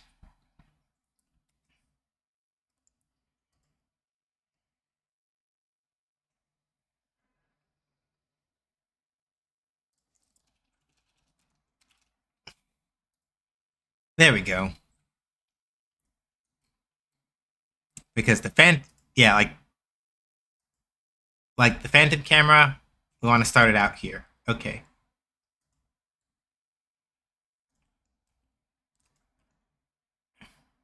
Try this again now.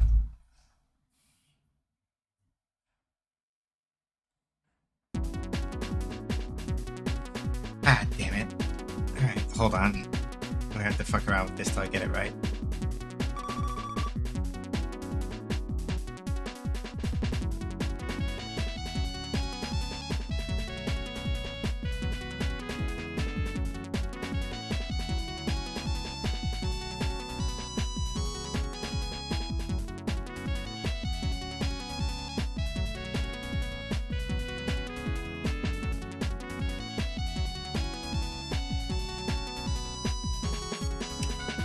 Hold on. Something else is off here. I know we're in ads hell right now. I'm taking a look at something else. Look at modes, overview.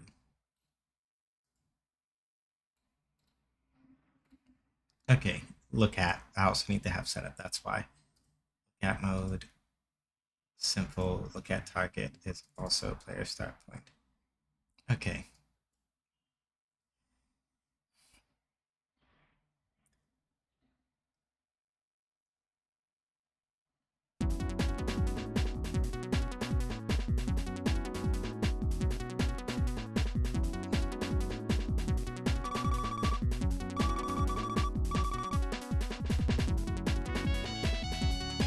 Okay, much better.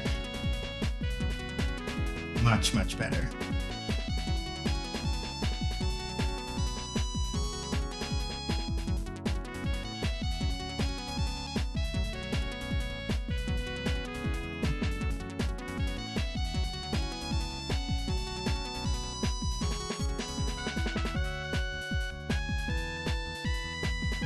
Okay, good. So that's even better. We can put the follow offset at 0 and put the follow damping on. Follow axis lock. Uh, we want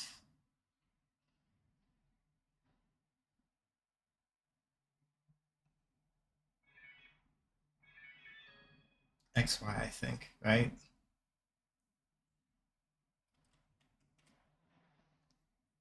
Yeah, because we're not going to be doing that. Okay, and ad break is over. Perfect. Y'all came back basically just in time for this stuff. So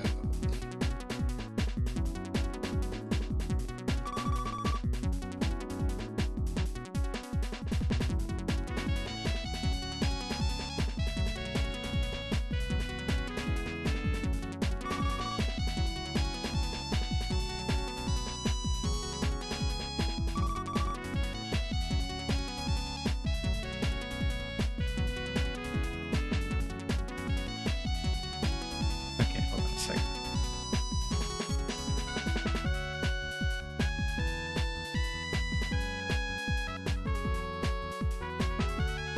Sorry, y'all. Don't mean to like spin the camera and agitate y'all.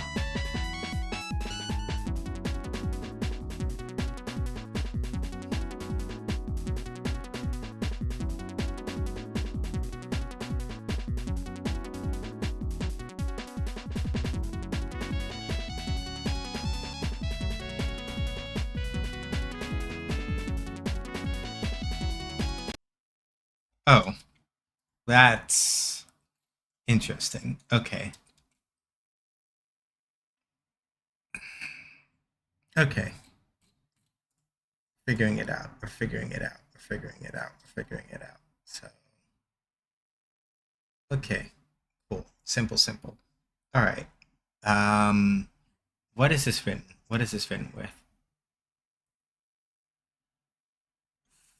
I should see what language the fandom camera is written in. It looks okay. Yeah, it's using GD script, which means I need to.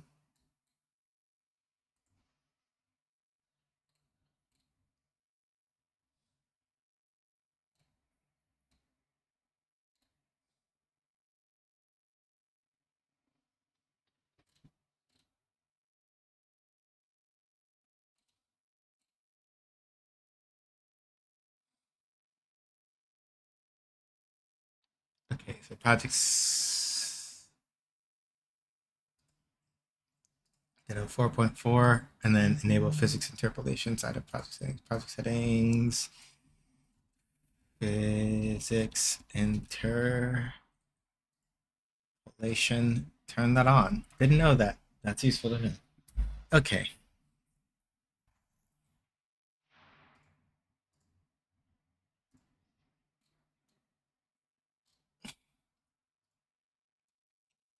Okay. I need to figure out one thing here.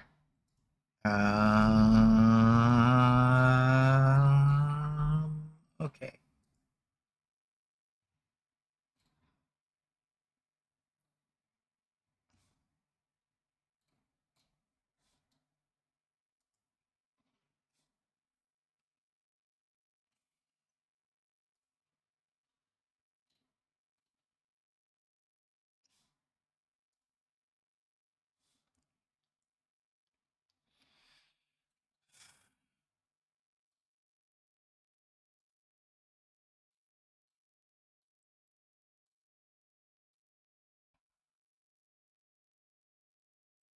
Okay then.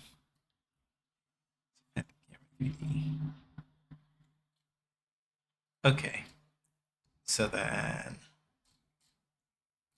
let me just make my life a little easier, and the level manager will probably have to be responsible for that. I don't think there's a good way All right, then we'll just do it like this. No export node 3D. Well, no, let's just do a node. Well, let me look. What is the base? What's the base class of Phantom Camera 3D is like a node 3D. Okay, so let's just do node 3D player Phantom Cam. For right now, we're just gonna do it like this. And then we're just gonna say player Phantom Cam dot set. So the Phantom Camera plugin is written it's written in GD script, so I have to use set and call to make this stuff work. Or so we're gonna do follow underscore target, and that is going to be player start. So we're just gonna do that. And then the next thing we're gonna do is over here.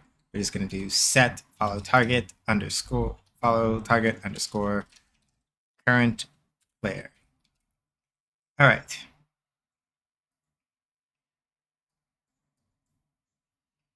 So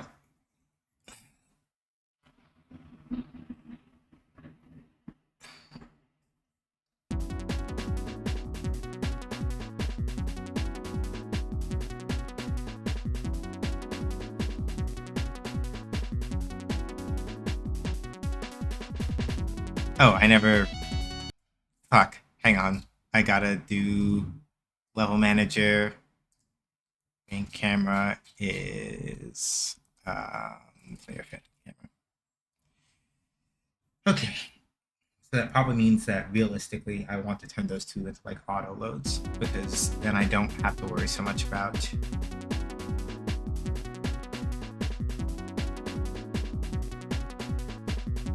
Okay. Player phantom. Okay. Object reference not set to an instance of an object. Huh?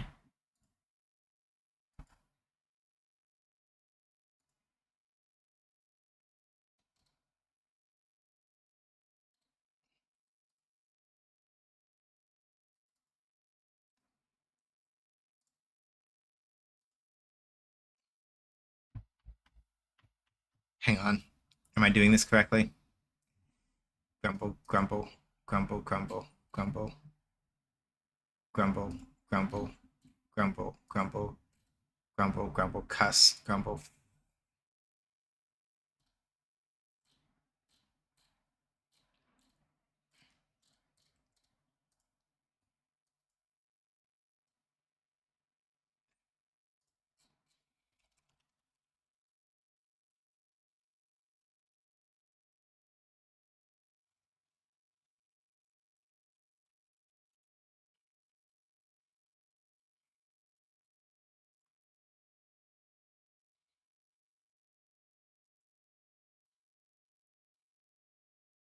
Okay.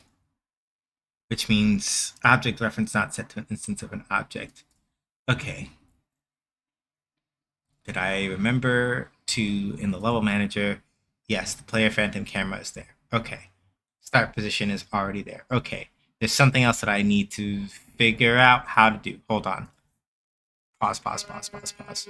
So the only tricky thing about using plugins is that you have to figure out the right way to do stuff. You know, load, post layers. Okay, cool. Set the resource, keep the aspect ratio, culling mask, offsets, field of view size, frustum offset, environment. Huh. So it has noise. Ooh, okay. Okay.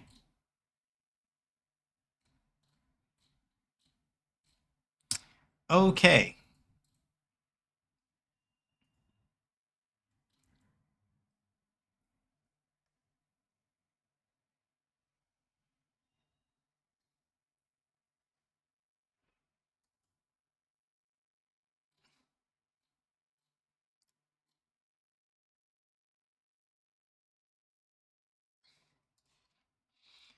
Okay. Hang on.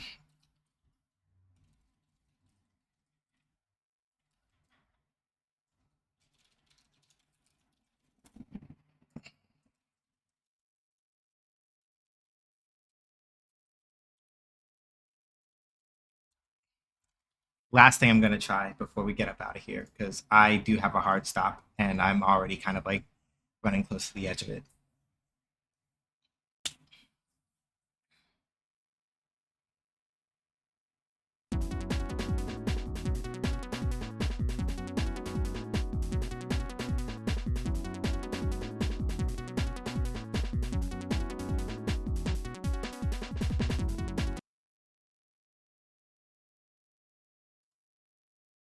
Oh, damn it.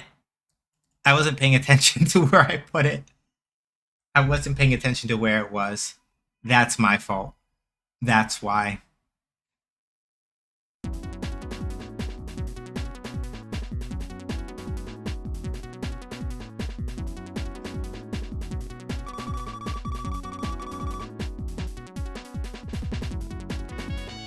Okay, yeah, we don't want to do both look at.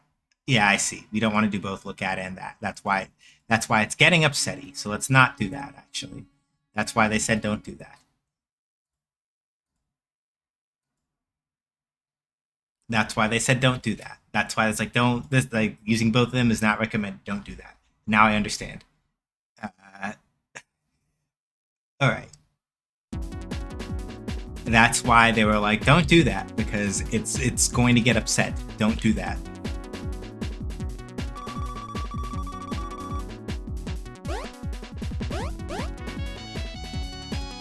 Okay, this is much better. The only thing is that we need to get.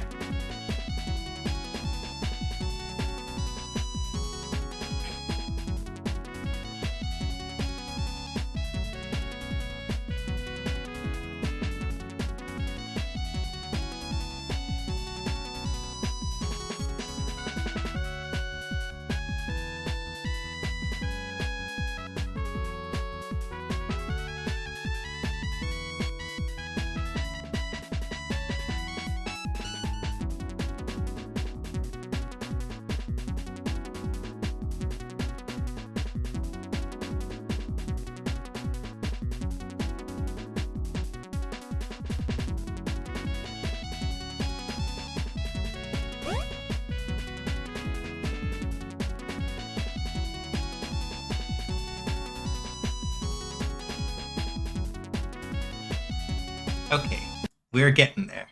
We are getting there. We are getting there. We are getting there.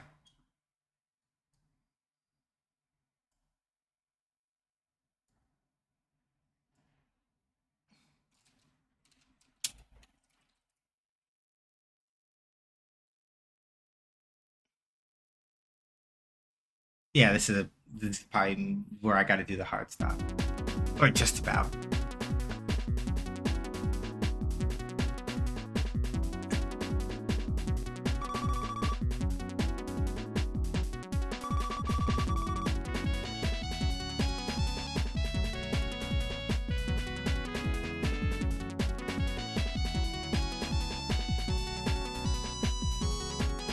Whoops.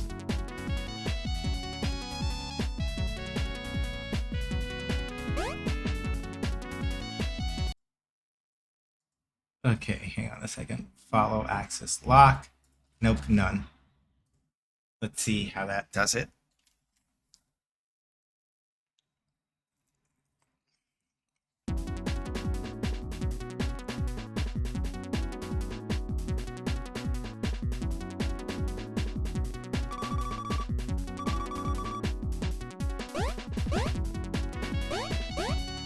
There we go. We're cooking. We're cooking. We're so cooking. We are cooking. Yes.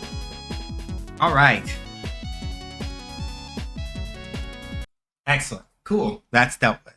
All right, y'all. I got a jet, which means we'll be so.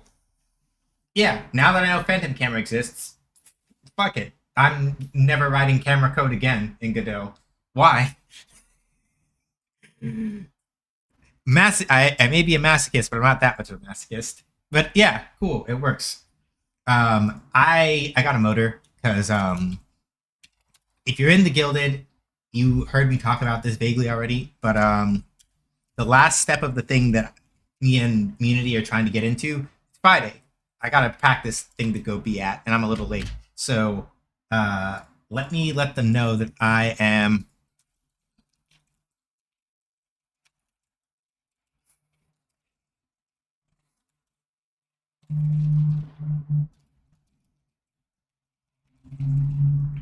Right. So, yeah, I got to get us out of here. So I'm gonna throw down the usual stuff, links, game analysis stuff, NeoCities, stream VODs, YouTube, Ko-Fi, support me in the stream if you don't want to give money to Amazon and Jeff Bezos. Throne, anonymous gifts for me, the streamer, if you feel like it. Community, that's what I helped co-found. We're a co-op. We run this stuff. We run this stuff evenly and equally. We believe in equity for game workers. Um, you can check us out at munity.games. That's like community without the com. Munity.games. Patreon, free and paid. Help support the games that we're making. Shoot Lancer recently got an update. If you didn't already know, Shoot Lancer recently got an update for post GDC. If you want to play the stuff that I showed off a couple of weeks ago, plus a couple of like things that I tweaked since then, go to our itch page, unity.itch.io, and go play Shoot Lancer. The demo was literally just updated within like the last week. Go check that out. It's still the same 2 levels, but new features and stuff. Go do that. Um, Last but not least, Gilded. If you don't mind making like a Roblox account that you don't have to use for anything else ever, you can join us on Gilded. I understand if you don't want to fuck with that, so don't stress it if you don't really feel like it. But Gilded is, at least for right now, not doing like weird AI stuff like Discord is, and it's not doing in-app ads like Discord is either. So that's always a plus. Thank you, Val, for this. Thank you for the support. Thank you everybody for the support. Deeply appreciate it. Who are we gonna go hang out with today? Let me find that out quickie fast, because I am having me that like March hair kind of like antsiness. Um, we'll clear these 2 off because it's been a minute. So we can't do Thor, Level Best, Linux, Twisted, or T5. Those are the people that are currently not up for grabs. There are probably others, but I think I've been missing because I missed stream a couple days recently. That's why. Twitch.tv. I am gonna go hang out over there anyway. You know what? J-Rock's up. We're gonna go hang out with J-Rock the God. Sin, do me a solid. Um, Give me the pre. Ouch. That man started laughing very loud, and and then Kelsey also joined him. That was loudy. Sin, if you're here, if I can get an exclamation point wave for J-Rock, would appreciate it. Thank y'all for coming. My brain is not soup anymore. Friday we're gonna Friday. I'm sorry to have to do this to y'all after canceling the last 2 streams. Friday, hard maybe, possibly a no about streaming, because that is the day that we're doing the thing. It will be early enough. It'll be early in the afternoon, but after that, we might just go to a barcade and just like go stress relief. So I have no clue for sure if I'm streaming on Friday. If I am, fuck it. I guess maybe Guilty Gear because Venom came out. We might as well go see what's up with that. If not, then Guilty Gear is next Friday. Sunday, I should be on for Sunday, 5 p.m. Eastern time. We're back on Pokemon Crystal. I think I'm together. I'm together now. We can make that work. Thank y'all for coming by. Stay safe, wash your hands, wear a mask if you go outside. Be excellent to each other, but not to bigots, racist, terrorists, sexist, anti-queer foes, or fascists. Remember, Black Lives Matter. Trans rights are human rights. Reproductive rights are human rights. And I mean, like, people have the right to decide how they want to deal with their reproduction, is what I mean by that, to be clear. It is not anybody's business, but their business, how they want to deal with it. So we should not we should allow people to like deal with that the way that they want to. Um, take care of yourselves. Take care of the people around you. If you can't do anything big, then the best that you then you know if the best you can do is to take care of the people around you, then that's more than good enough. Thanks y'all for coming by. Let's go hang out with J Rock. He's playing Risk of Rain 2 Crowd Control. Uh, with I was wrong. Not he's not playing it with Kelsey. He's playing it with somebody called Vine. So J Rock is good at Risk of Rain. He has a good time playing Risk of Rain. So we're gonna go hang out with J. All right, y'all. I'll catch y'all later. Deuces.